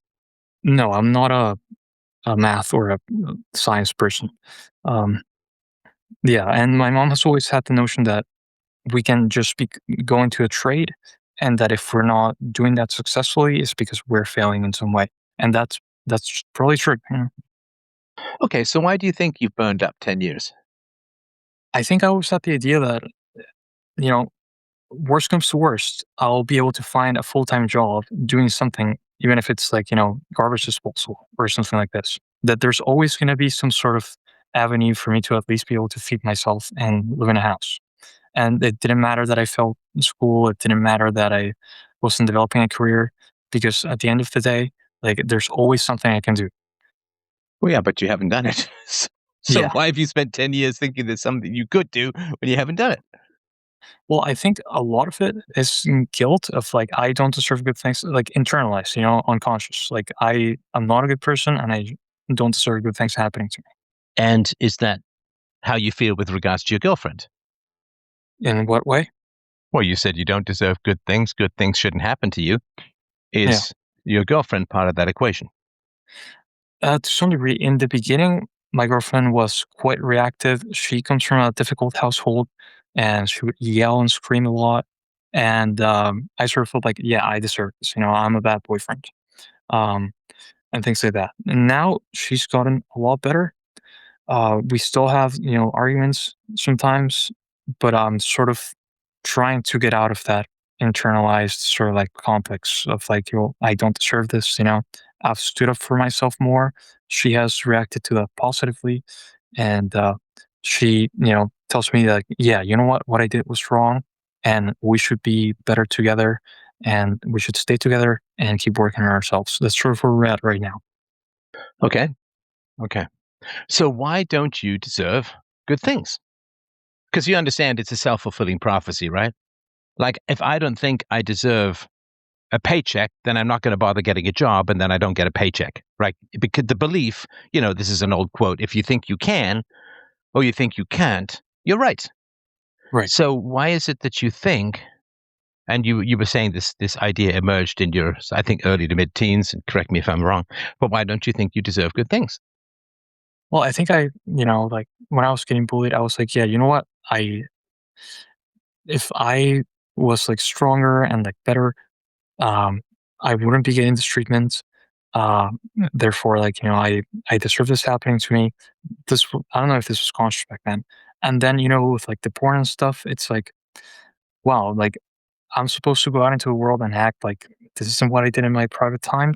Hmm. People wouldn't like me and they wouldn't want to be around me if they knew this about me. So I'm going to sort of like seclude myself and sort of like punish myself in private.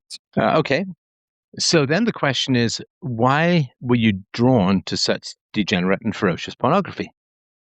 Yeah, well, like besides like the instances where I remember sort of like seeing it on TV and then I No, look because for it. people see a bunch of stuff, Yeah, right? People yeah, see a bunch of stuff. I mean, people go watch the movie The Crying Game. That doesn't mean that they're going to be sexually attracted to various characters in that, right? So people see a bunch of stuff. The question is, what sticks with you? So the theme is corruption. You said these princesses that are sort of torn apart sexually by these monsters and so on, right? yeah, So the theme is corruption, and the theme is violence destroying the feminine, right? right, And your father screamed at your mother, who herself was not a screamer. right. So is your father the tentacles? Perhaps, yeah. And you no, Um, don't give me perhaps. I need you anything is perhaps, right? I need you to get some emotional connection here, because if it's wrong, it's wrong. But if you're fascinated by, I mean, the creatures that tear apart these princesses, are they male? yes, Okay, is it like demons or something like that? yeah. Okay, so the demons, and how old are the females? Is it like Um, Sailor Moon tween stuff or what? Well, there's been stuff like that, but I like well developed, adult women. Okay, so then you have women being torn apart by male aggression. Is that right? Yeah. Okay. Did you hear your parents having sex when you were younger? If I did, I can't remember. No, it's fine. I mean, I get that. I mean, I'm not the FBI here. You can just say no, I don't. Right? Okay. So how often would you hear your father screaming at your mother? um, well, towards the end of the marriage, uh, I don't know, enough to remember, like a few instances. Okay. And were there any other examples of male aggression against females that you remember from your childhood? Well, none that comes to mind. Okay. Now, how do you feel male aggression? What's the relationship between male aggression and sexual success? Because your father had you and had your brother, and he was very aggressive, like a real screamer, right? Yeah. And so what happens is we imprint upon our fathers because our fathers have been successful in reproducing by definition, right? Because you're their kid, right? Yeah. So do you think that aggression, or did you think that aggression was needed to get a wife or to reproduce? Yes. Okay. Now, you don't want to be your father, right? At least in that way, no. Well, I mean, this is a whole package, right? Yeah, yeah. No, I wouldn't. So your father is very dominant and aggressive, right? Yeah. So you wanted to be the opposite of your father. So when you first asked the girl out, what did you do? I try to be, like, romantic and sensitive about it, I guess. Well, you kneeled before her. You were submissive. Yeah. Yeah. You were submissive, right? Yeah. So the females in the material you were consuming were destroyed by male aggression, right? Yeah. Okay. So you could not be assertive or aggressive with females because that would be too much like being like your father, who I don't think you liked particularly when you were younger No. because you couldn't trust him, right? Because he Yeah. would explode with rage twice a month or something like that, right? Yeah. Why did your parents' marriage end? At least what have you heard? Well, my dad says that the parents should be a unified front, and when my mom disagreed with my dad that I should, like, leave in the morning and go running with him, that she did this in front of me, and that this gave me and my brother the ability to navigate between our parents and sort of get our way, emotionally manipulating my mom into uh, getting her to tell my dad that we should do the things that we want to do. This is what he's told me. Okay, so he divorced your mother because she was okay with you guys not going running with your father, you not going running with your father. Yeah, Does that seem hugely believable to you? I have my doubts. Okay, so what do you think the reason was? Well, that he was unable to sort of like uh, gear his aggression in a way that was actually effective, and would have required him to admit some bad things about himself that he was failing at. And why do you think your mother presided over your weight gain at her mother's place? I think she thought that at some point the problem was going to fix itself, and when No, I started, no. Your okay, mother, you well, said she was a executive, right? So she's very smart. She's solving problems in the business world. And one of the things that you know in the business world is problems don't solve themselves, because if problems solve themselves, then you don't need to get paid, right? So your mother is all about anticipating and solving problems. And so why do you think she presided over your multi-year weight gain? well, I feel like, for example, like when I was 13 and I was doing really bad, she said, "You know what? If you want to stop playing violin, you can, If you want to what? and stop playing violin, you're allowed." They let me sort of like not do things because they felt that I would self harm if I was pushed towards doing certain things. So I think she sort of backed out and said, "You know what? If he wants to drink a bunch of pop, we'll let him. Because if not, he's gonna self harm or something like this." Okay. Now, what is the effect of being overweight on a boy with regards to dating? It's terrible. It's terrible, right? It makes you very low status. And it makes you low status in sports, right? Yeah, Now, your father was high status, right? yeah. So if you want to know why your mother presided over your weight gain, it was vengeance against your father. This is something that he's told me. Yeah, Okay, go on. yeah. Well, he said that that my mom sort of let us do whatever we wanted to do because she didn't have a direct way to communicate her anger towards him, and she let us sort of like harm ourselves out of spite unconsciously. And do you think that might be a possibility? Definitely a possibility. Okay, and have you ever talked about things with your mother? No, I'm quite hesitant to bring up something like that. Could be anything. I mean, have you talked to your mother about the dissatisfactions you had with how you were raised? No, no, not at all. And why And not? well, I guess that I sort of felt like it was in my place, or that Nope. if Come on, man. I'm so sorry to be annoying. It's not it's my okay. place to be honest with my parents.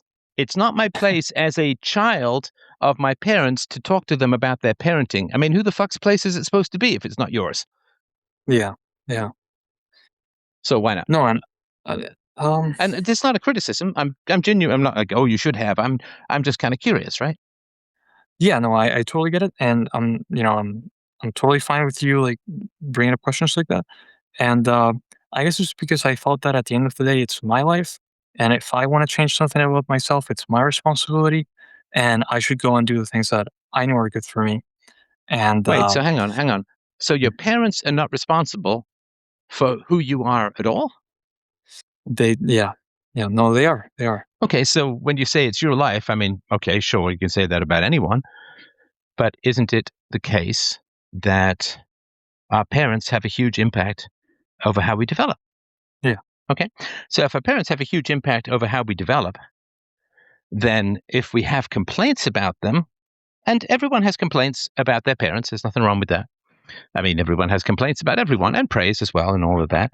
So, why do you think you've never talked to your parents about things you didn't like about how you were raised? I guess I couldn't articulate exactly how they felt, and I felt like, Sorry to interrupt. I don't understand. I ask you why you haven't done something and then you say I couldn't articulate how they felt. oh, sorry, I how they failed. Oh, how Sorry, they failed. My apologies. Okay. No, definitely. but the point is that there are things that your parents did that bothered you. Your Yeah, mom should not have allowed you to gain weight, and it's pretty easy to not have kids gain weight. Your right, parents should not have got divorced because divorce is terrible for children, right. and you should have been encouraged more into sports, and you shouldn't have been left on school grounds for 3.5 hours on a regular basis because your parents wanted to go chase a couple of dollars. Yeah, So you've got some legitimate complaints. Is that fair to say? yeah, Okay. So why not say them? I mean, if you were to go to someone and say, if you have an issue with someone, do you think you should talk about it with them? What would most people say? yeah, Yes, you should, right? They would say that, right? yeah, And would you agree with that as a whole? yeah, Okay. So if it's better to talk about problems you have with people, then why not talk about the issues that you have with your parents? And again, it's not some big criticism. I'm just kind of curious. yeah. Well, I couldn't give you a good reason, and I'd be interested Okay, in can you give me a how bad you. reason? I'll Um. take any reason. Okay. Well, they might say, well, you know what? You don't actually know what was happening in the background, and we had to do these things, and it was sort of outside of our control. So, okay, so let's pretend that I'm you and I'm talking to my parents and they say it's outside of my control. And then I would say, wait, so getting divorced was outside of your control? What does that mean? Right. Like why was getting divorced? That's a choice, right? I understand Yeah. that gravity is outside of your control. I understand that physics and the weather is outside of your control, but getting divorced, that's not outside your control, is it? No. So, what are you talking? I mean, you're lying to me? I don't understand. Right. Right. And what would they say? Well, they would have to tell me their side of things, I guess, and why they did what they did, and sort of go from there. Okay, so I get all of that. And what do you think they would say if you said, I hated having to wait for hours on school grounds with no school? Yeah. And they'd say, well, we had to work, right? Yeah. Okay. And I would say, no, you didn't have to work. We could have just made less money for a Right. time, right? So you chose money over me. Right. And what would they say? Well, they probably would say that we weren't rich, and we weren't, um, and that Yes, but they they. spent money on nannies. Yeah. Yeah. So that's mostly bullshit Yeah. Fair enough. because, you pay nannies out of your after tax income. Right? So you make $100,000, you get taxed at like, I don't know, 30 or 40%. And then you've got to have a second car. And then you got to pay for work clothes. And then you got lunches out. And then you got continuing education. And then you got to pay your nannies. You don't really make that much money unless you're some super duper surgeon or something.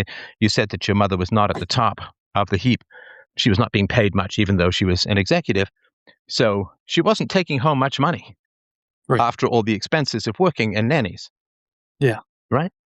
And they had the money for private school. Yeah. And if you'd had a better relationship with your parents, you probably wouldn't have had to go to private school. Right. So they didn't make any money.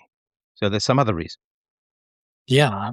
I mean, I'm sort of trying to find. So I'm an empiricist, so I don't care what people say. I only care about what they do. Right? If somebody says, I'm losing weight, I'm dieting, does it matter if they're not changing their eating habits? It doesn't. No. So people can say anything they want. It only matters what they do. So with your parents, the one thing I know is that they preferred money to time with you. Yeah. Now, it's different if your father gets drafted and has to go to war or something. That's not a choice. But a 2-income household while paying nannies is a choice. Yeah. And your mother chose to serve strangers rather than serve her family. She chose to serve the dollar rather than what her children actually needed. And Yeah. you paid the price. Yeah. That's a sin of greed. Right. I mean, and they, they could afford to pay a psychologist for years, right? Yeah. So of course they had the money to not work, at least for the Right. first 5 or 7 years of your life. And if your mother had stayed home with you for the first 5 or 7 years of your life and you had a really strong bond and the family was happy and you love your parents, they have credibility, then your teenage years are totally different, right? Right. Right. So they made a shitty choice to chase Right. money rather than actually parent. And hey, listen, I don't give a shit if people want to chase money, that's fine. Then don't have kids. Yeah. But if you're going to have kids, like if I get a dog, I've got to get up, I got to walk the dog, I got to take care of the dog, I got to feed the dog. It's time consuming. And if I say, oh, I don't want to do that, it's like, well, fine, then don't get a dog. Yeah. Or if you get a dog and you don't like it, give the dog up. Yeah. But your parents wanted to have a kid. I guess you're 8 years younger, your brother. So they wanted to have 2 kids, but they didn't want to actually really raise them. Right. It's selfish. It is selfish to scream at your children. It is selfish to have your children hear you screaming at your wife. It is selfish to chase money rather than spend time with your children. And it's also selfish to lie to your children and say, well, we needed the money. It's like, no, you didn't. I mean, you could go to some medieval peasant living on $1 a day and say, well, you need the money, not your parents. Right. So in your experience as a child, what happens is you know that your parents prefer a lot of things other than you. Because when you become a parent, life gets pretty fucking simple. You just do what's best for your children. That's all. That's what you do. You wake up and you say, hey, I wonder what's best for my children. Now, both your parents working, you sitting there on the school hour after hour with nothing to do, you being isolated, you being bullied, you not having the basic training of how to deal with people, of how to ask girls out, you being abandoned, you being allowed to get overweight and fat. Terrible. Yeah. And you say, well, we don't want to confront him. It's like, I don't care. It's hedonistic to just do what you want. So it's difficult to confront your kids and say, hey, kid, you're getting kind of overweight. Let's sit down and figure this out, right? Because this is going to be really bad for your health, your sports, your dating, your life, right? So we got to sort this out, right? Yeah. And people say, well, that's uncomfortable. I don't care. That's like some mom saying, well, I didn't want to get up to feed my baby because I'm tired. It's like, that's not an excuse. You do what's best for your kids. And it doesn't seem to me that your parents made a whole lot of sacrifices to make you happy and well. Yeah. And they didn't even seem to check on the progress that was happening or not happening with the psychologist, right? No. Because you should not be going for years, and it sounds like you can barely remember anything you talked about. Yeah. Right. They're paying, but they don't care. That's no good, right? Well, this is a perspective that I haven't heard, and I know we're coming up on the hour, and I'd be happy to call back in No, if we you can go. want We can go another few minutes. It's fine. Okay. This is my last call of the day, so we can go a few minutes over. That's no problem. Because we're just kind of getting to the meat of the matter here, so that's fine. So, how were you treasured? What delight did your parents take in your company? What sacrifices did they make to be with you, to spend time with you, to enjoy your company, to treasure you, to love you? What I feel like, experience of being truly loved did you have as a child? well, some of my fondest memories, and I guess this would be like sort of like a material good that they were providing, was that I had lots of books that they gave me. I Jesus, had, man, why did they give you books? yeah, So they didn't have to interact with you because you're off reading. right. Video games, you're off playing video games. Pornography, you're off doing porn, developing a tennis elbow. I don't know, right? So everything that you do, watching shows, did you watch shows with your family and chat about them? Sometimes, yeah, but it would be the movies or the shows that they like. Like we watched Seinfeld together. as a 14-year-old, I don't care about Seinfeld, you know, but they didn't want to watch cartoons with me. Sure, sure. Right. Yeah. I mean, it wasn't like I wanted to watch Frozen 50 times, but my daughter wanted to, and we enjoyed it, and we acted things out, and I was Olaf, and it's Yeah. fine. It's fine. So, did you feel treasured and loved as a child? Well, when we would like go on trips and things like that, uh, I felt that way. But in the household, um, I they appreciated like my interest in plants and like insects and things like that, and they provided things for me to they would give me books about insects and things like this. Uh, so I don't know. I feel like when we went on trips, that's when I felt the most loved. Okay, and I'm I not think. disagreeing with you. And tell me what your parents did to have you feel loved on a trip. Well, I guess they would take care of my needs. They would be we would be there as a group. Getting food or like Okay, I don't going know on a about hike any. I together. don't know. So they fed you Yeah, on a but like trip. That's love. Oh, if food is mhm, love, you got fat. That's why you got fat. all right. Because food is love. And I remember you saying about your grandmother, she loved cooking. She loved having treats for her grandkids, her 10 grandkids or whatever, right? So food is Mhm. love. Okay, what did they do on trips that made you, not your belly, you feel treasured? Well, I guess that like as a group, okay, they are taking care of my needs. They are looking after we're gonna be in the in the same hotel room or whatever. Like we're gonna go to this house and we're all staying together. And during the day, we're doing things together. Uh, sort of because that's the purpose of the trip, I guess, to spend time together. Um, so yeah, so I guess we were a united family unit.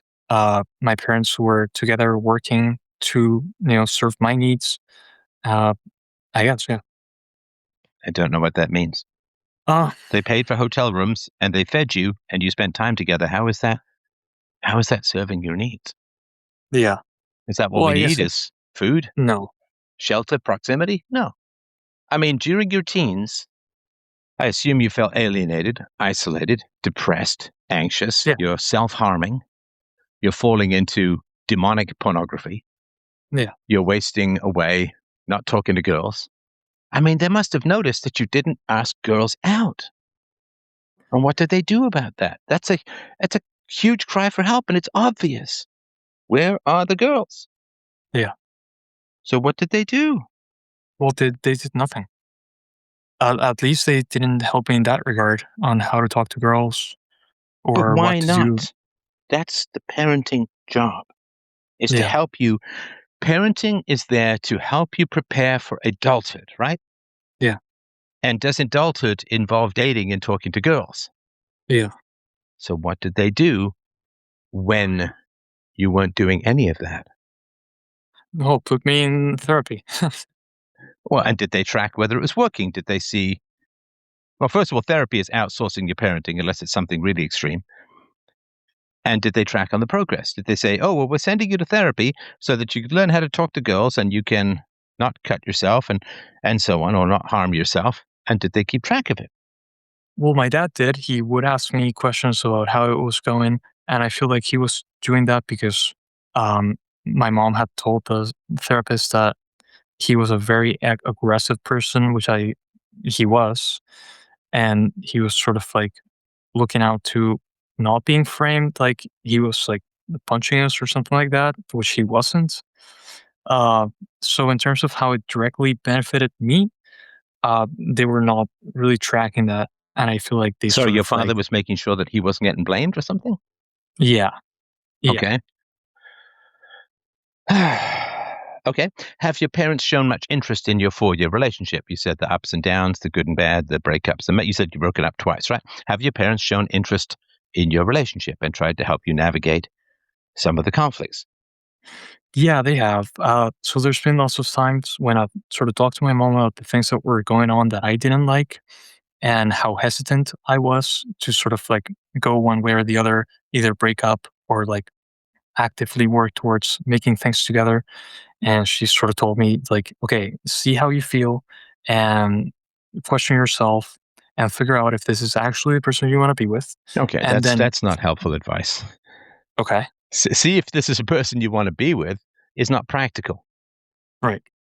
Have they said, well, unfortunately, we modeled a bad relationship for you, and therefore we need to figure out what stuff you learned that was bad to make sure you don't repeat it.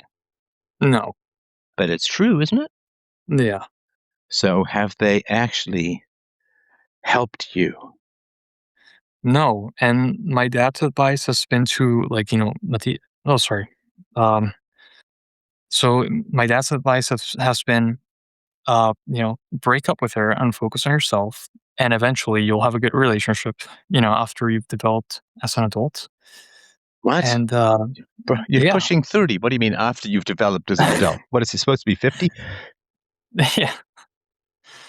So that's been his Have either advice. of your parents managed to transition into having good relationships? My dad has had terrible relationships that have broken him financially and emotionally, and my mom is in a relationship that is ostensibly Boy, working do out. you ever listen to your dad's self-pity. Yeah, yeah, I do. Oh, these women that I scream at, it's hurt me. Yeah, and he's been in situations where he gets screamed at, you know, Well, and yeah, but he's picking these women, right? I mean, they're yeah, picking yeah, him he too, is. but Yeah. all right. Okay. So, what would it look like, do you think, for someone to genuinely care about you without ego or defensiveness? Well, they would have to like look at what led us to this point and accept what they did to get us here. Right. So And they would have to ask you, what was the good and bad about your childhood? yeah, Now, you said to me, and I'm not trying to catch you out here, I'm just telling you the disorientation, because you said to me, I had a pretty good childhood up until my parents' divorce. yeah, I don't know that that's true, because you were screamed right. at, you were locked in your room, you were stuck on school grounds, you were given over to nannies, which means that your parents were very clearly indicating they did not want to spend substantial time with you, getting to know you, understanding you. Yeah, Because if you yeah, believe that you don't deserve good things, it's because you weren't provided good things and you blame yourself. right. No, you just say right like you're not listening. I know a right when you're not listening. Yeah. Right. You're not listening. And I appreciate that. I'm really cutting to the core here, right? Now listen, everyone who's neglected, everyone who's bullied as a child, we all blame ourselves. Every single one of us blames ourselves. Do you know why?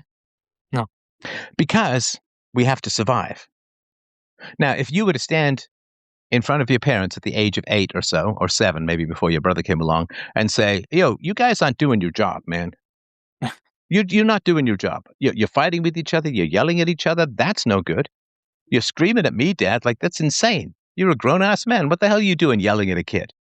You work all the time. I'm stuck at school. I'm bored. I'm lonely. I'm isolated. Like, you guys need to step up and start doing a way better job as parents. How would they respect? How would they react? I want to think that they would have been that they would have heard me. I mean, that's what I hope they would have done. No, you don't Um, believe that for a second because you haven't talked to them at all yeah, as an adult. What happens if you confront your parents with their deficiencies, which we all have as parents, maybe yours a little more than most, but what happens if you confront your parents? Can your parents take criticism? That's the fundamental question. I think recently they have sort of apologized for certain things, and they have moved towards that direction. At least my dad has. For example, after I finished high school, I wanted to become a musician, and I knew like I could have done it, but I just needed like a year to practice and really nail my exam. And they said, "Well, you know what? You should go straight to post secondary because in that year you might lose yourself. You might sort of get into bad habits, get used to making money, and you're going to lose yourself. So you shouldn't pursue that." Uh, so I didn't, and I was quite talented, and I definitely could have been a very good musician. And my dad recently apologized to me for saying that to me. So they're moving in that direction, and I will run the experiment. I will bring up some of these questions to them. I feel like as a family, we're in sort of a reconciliation time and wanting to sort of understand and heal some of these wounds. So I think it is a good time to bring up things like this. and I will run the experiment. All right. I mean, I'm a big fan of real direct honesty with people as a whole. And we all do things that harm other people. Sometimes it's, so my daughter always used to say on accident. She wouldn't say by accident. She'd say on accident. So sometimes it's accidental and sometimes it's mean spirited. And, everybody has this capacity. We all have a shadow side or a dark side or whatever. And in my view, your parents made some mistakes. And I judge a parent by how their teenagers do, because it's pretty easy when the kids are younger because they're bigger and stronger. They don't have peer pressures and influences. They don't have that kind of independence. So I judge parents by how their teenagers do. And your teenage years were kind of hell. Yeah. I mean, they were really bad. I've been doing this for a long time. Your teenage years were really bad. And that indicates that something really negative was happening. And you've come to your late 20s and you still feel that you don't deserve anything good. Well, you didn't get, I think, a lot of good stuff when you were younger. And we all blame ourselves. Because if we blame our parents, like those of our ancestors, the kids who blamed their parents were less likely to survive. Right. Because the parents would get mad at them. They might ignore them. They might not protect them as much. And so we have to please our parents. It's programmed into our very DNA. We have to please our parents. So if your parents are treating you badly, you can't stand in front of your parents and say, you guys suck at this. You're terrible. Like, why are you chasing all this money rather than spending time with me? Why do I have a whole series of rotating nannies rather than actual parents? Why don't you guys show, why is every gift you give me something that takes me off your hands? Why don't you do more stuff together with me? Right? Why don't you ask me more about my interests? Don't give me a book on insects. Sit down, ask me about all these insects. My daughter was very much into the game Among Us. She's very good at it too. I'm not particularly good at it. It's not my kind of game, but I played for hundreds of hours with her and friends. I don't like Minecraft. Minecraft is one of the great incomprehensible games of the modern world to me. I do not understand it at all. I don't know why you cut the trees in blocks and they don't fall down. I don't get it.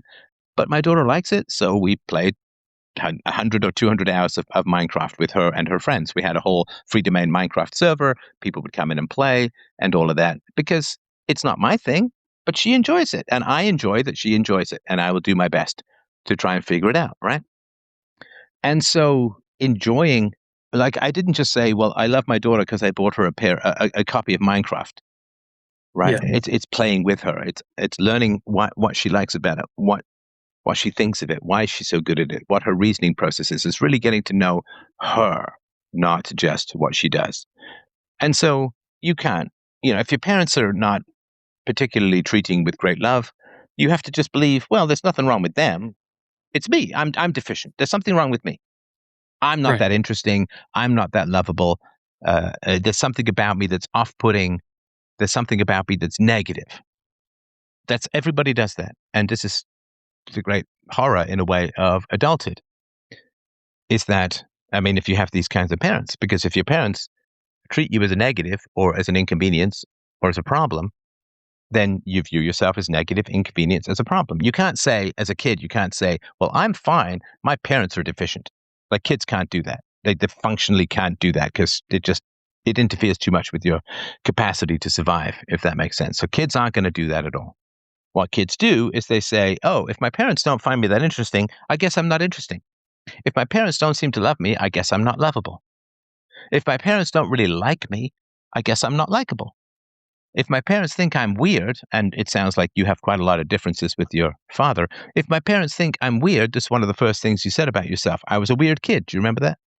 I don't remember saying that, actually. Yeah, you said I was an oddball or I was a weirdo kid or a weirdo, and you started talking about how you were criticizing the music on the school bus, right? Yeah. So it's like, well, my father views me as an oddball, therefore I'm an oddball. My father views me as weird and deficient and too sensitive and not masculine enough and not tough enough. So I guess I'm weak and girly and like whatever. So this contempt maybe that it sounds like your father had for you at times. So just go punch him. It's like, that's not an answer. It's not. And even if it is the answer, if you're not able to do it, he's got to figure out another solution. I mean, you don't take your blind kid bicycling because he's going to crash, right? You got to take into account the individual characteristics of your kids. It's not a one size fits all. Just because it worked for your dad doesn't mean it works for you. Yeah. And he's got to know that as a good father. So, and of course, if your father had a great capacity for empathy, he wouldn't have divorced. He wouldn't have been screaming at people, because screaming at people is asshole behavior. Yeah. It's primitive, bullying, intimidating. I would say childish, but that's an insult to children, who at least have the excuse of being children. It's just being a bully. And it's very cold, and it's incredibly destructive to scream at your children. So my goal is to sort of, move forward and move towards a positive No, don't give outcome soon. me these fortune cookie cliches. Move forward, move to a positive. The goal is, I think the goal is just to be honest. Because Well, because you're carrying a burden that you think your parents' indifference arises from a deficiency within you. This is why okay, you can't build anything positive in your life that lasts, because you've got this undertow of unworthiness, of unlikability, of weirdness, of oddness, of something wrong with you. Is that correct? yeah, Okay. When you were a kid, the fault lay entirely with your parents. Entirely. Every child absorbs their parents' view of them, every single one of us. And if your parents indicate to you that there's something wrong with you, you will internalize that, and you will absolutely believe there's something wrong with you. That's the kind of crazy power that parents have. It's evolutionary. We mentioned it before. So that's the kind of crazy power that parents have. They will, what is it Dr. Phil used to say? They will write on the slate of who you are. Like they brand your brain. They tattoo your brain. This is who you are. And it's hard to change. And the only way to change it is to say that the fault lies in your parents, that your parents were deficient in their capacity to love. Your parents were deficient in their capacity for empathy. That's why your father screamed. That's why your mother chose a screamer as the father of her children. That's why they got divorced. That's why they preferred working to being with you, because chasing the dollar is a whole lot easier than winning the love of a child.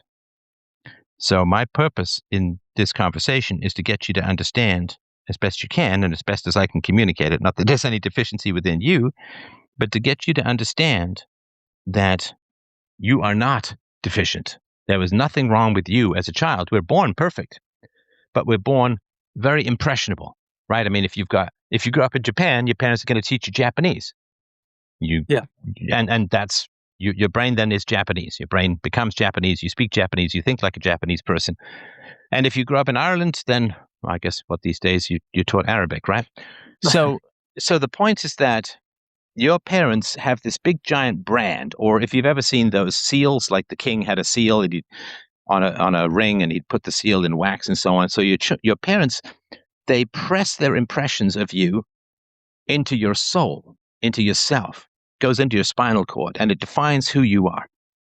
And fighting that definition is really important. If the definition is unjust or incorrect, there was nothing wrong with you as a child. You sound like a pretty delightful child. I mean, musical, intelligent, verbal, funny. You do stand up, right? Interested in a cool variety of things, insects, and obviously various types of music. I mean, you sound like a really delightful kid. Who wouldn't want that? But your parents, wrapped up in perhaps their own selfishness or their own hedonism or impulsivity, chasing the wrong things, making the wrong decisions, doing what's easier. When you're angry at someone, it's easier to scream at them than it is to reason. When you're not getting along with someone, it's easier to either bully them or withdraw than it is to sit down and put your heads together and come up with a productive solution. It sounds like your parents took the easier route, and the easier route, and that's why you did drugs for 10 years. That's why you dissociated for 10 years, because your parents taught you to do what's easier. They modeled that behavior your whole life. And so how are you supposed to do the tough stuff if your parents mostly did the easy stuff at your expense? So it's about taking the guilt away. It's about taking the shame away. It's about taking the negative self-regard that was inflicted upon you by your parents, about taking that away, so that you can recognize, yeah, you're deserving of good things. Of course you are. I mean, when you're an adult, you have to earn everything. Nobody's just going to walk up and give you great things, right? You have to earn things. But first, before you earn good things, you have to believe you're worthy of good things. And that, I'm afraid, means getting angry at your parents for what they inflicted upon you in terms of self-image. That's unjust. It's wrong. It's horrendous. And I'm not saying there's nothing good about your parents, right? I'm sure they did some nice stuff too, some good stuff too. But in this regard, it's 10 years after their parenting ended, and you still feel like you're not worth any good things. And that's why you can't build anything that's sustainable. But they're wrong. You are worthy of good things. unless you keep believing what they said, if that makes sense. That makes sense. And like, I guess, I mean, I will run the experiment. I will sort of digest what we've talked about and bring up these points to them. But I'm asking this out of ignorance. What's sort of like, what am I moving towards when I bring up these things? What is sort of like the positive outcome that No, don't. So don't focus on the outcomes. Okay. Don't focus on the outcomes. Focus on the truth. Just focus on the truth. You know, in music, you focus on getting every note perfect, right? Yeah. You don't focus on the applause. You don't focus on the prize. You focus on getting every note perfect, every note in sequence. And so in conversation, we don't focus on the outcome. That's a form of not being in the present. If a musician is thinking too much about the audience and the prize, are they doing as well? No. No. You have to think of the music and the note. In conversation, you think about how much honesty can you bring to bear on every interaction. Don't worry about the outcome. Focus on your own commitment to truth in the moment. So, for example, when I sort of like, I'm having a conversation with my parents about what we're going to do, how we're going to move forward as family, what my life. No. Forget all of that. Okay. You've been focusing on outcomes for years and you're still stuck. Don't focus on how you're going to move forward as a family. That's not your job. Your job is to tell the truth to the people in your life. That's your job. What they do with it, what the outcome is not up to you. You can't control that. So your advice is to sort of speak to the things that I haven't shared with them and how I felt in those moments. And I mean, do they know? Do they know that you don't think you're worth anything good?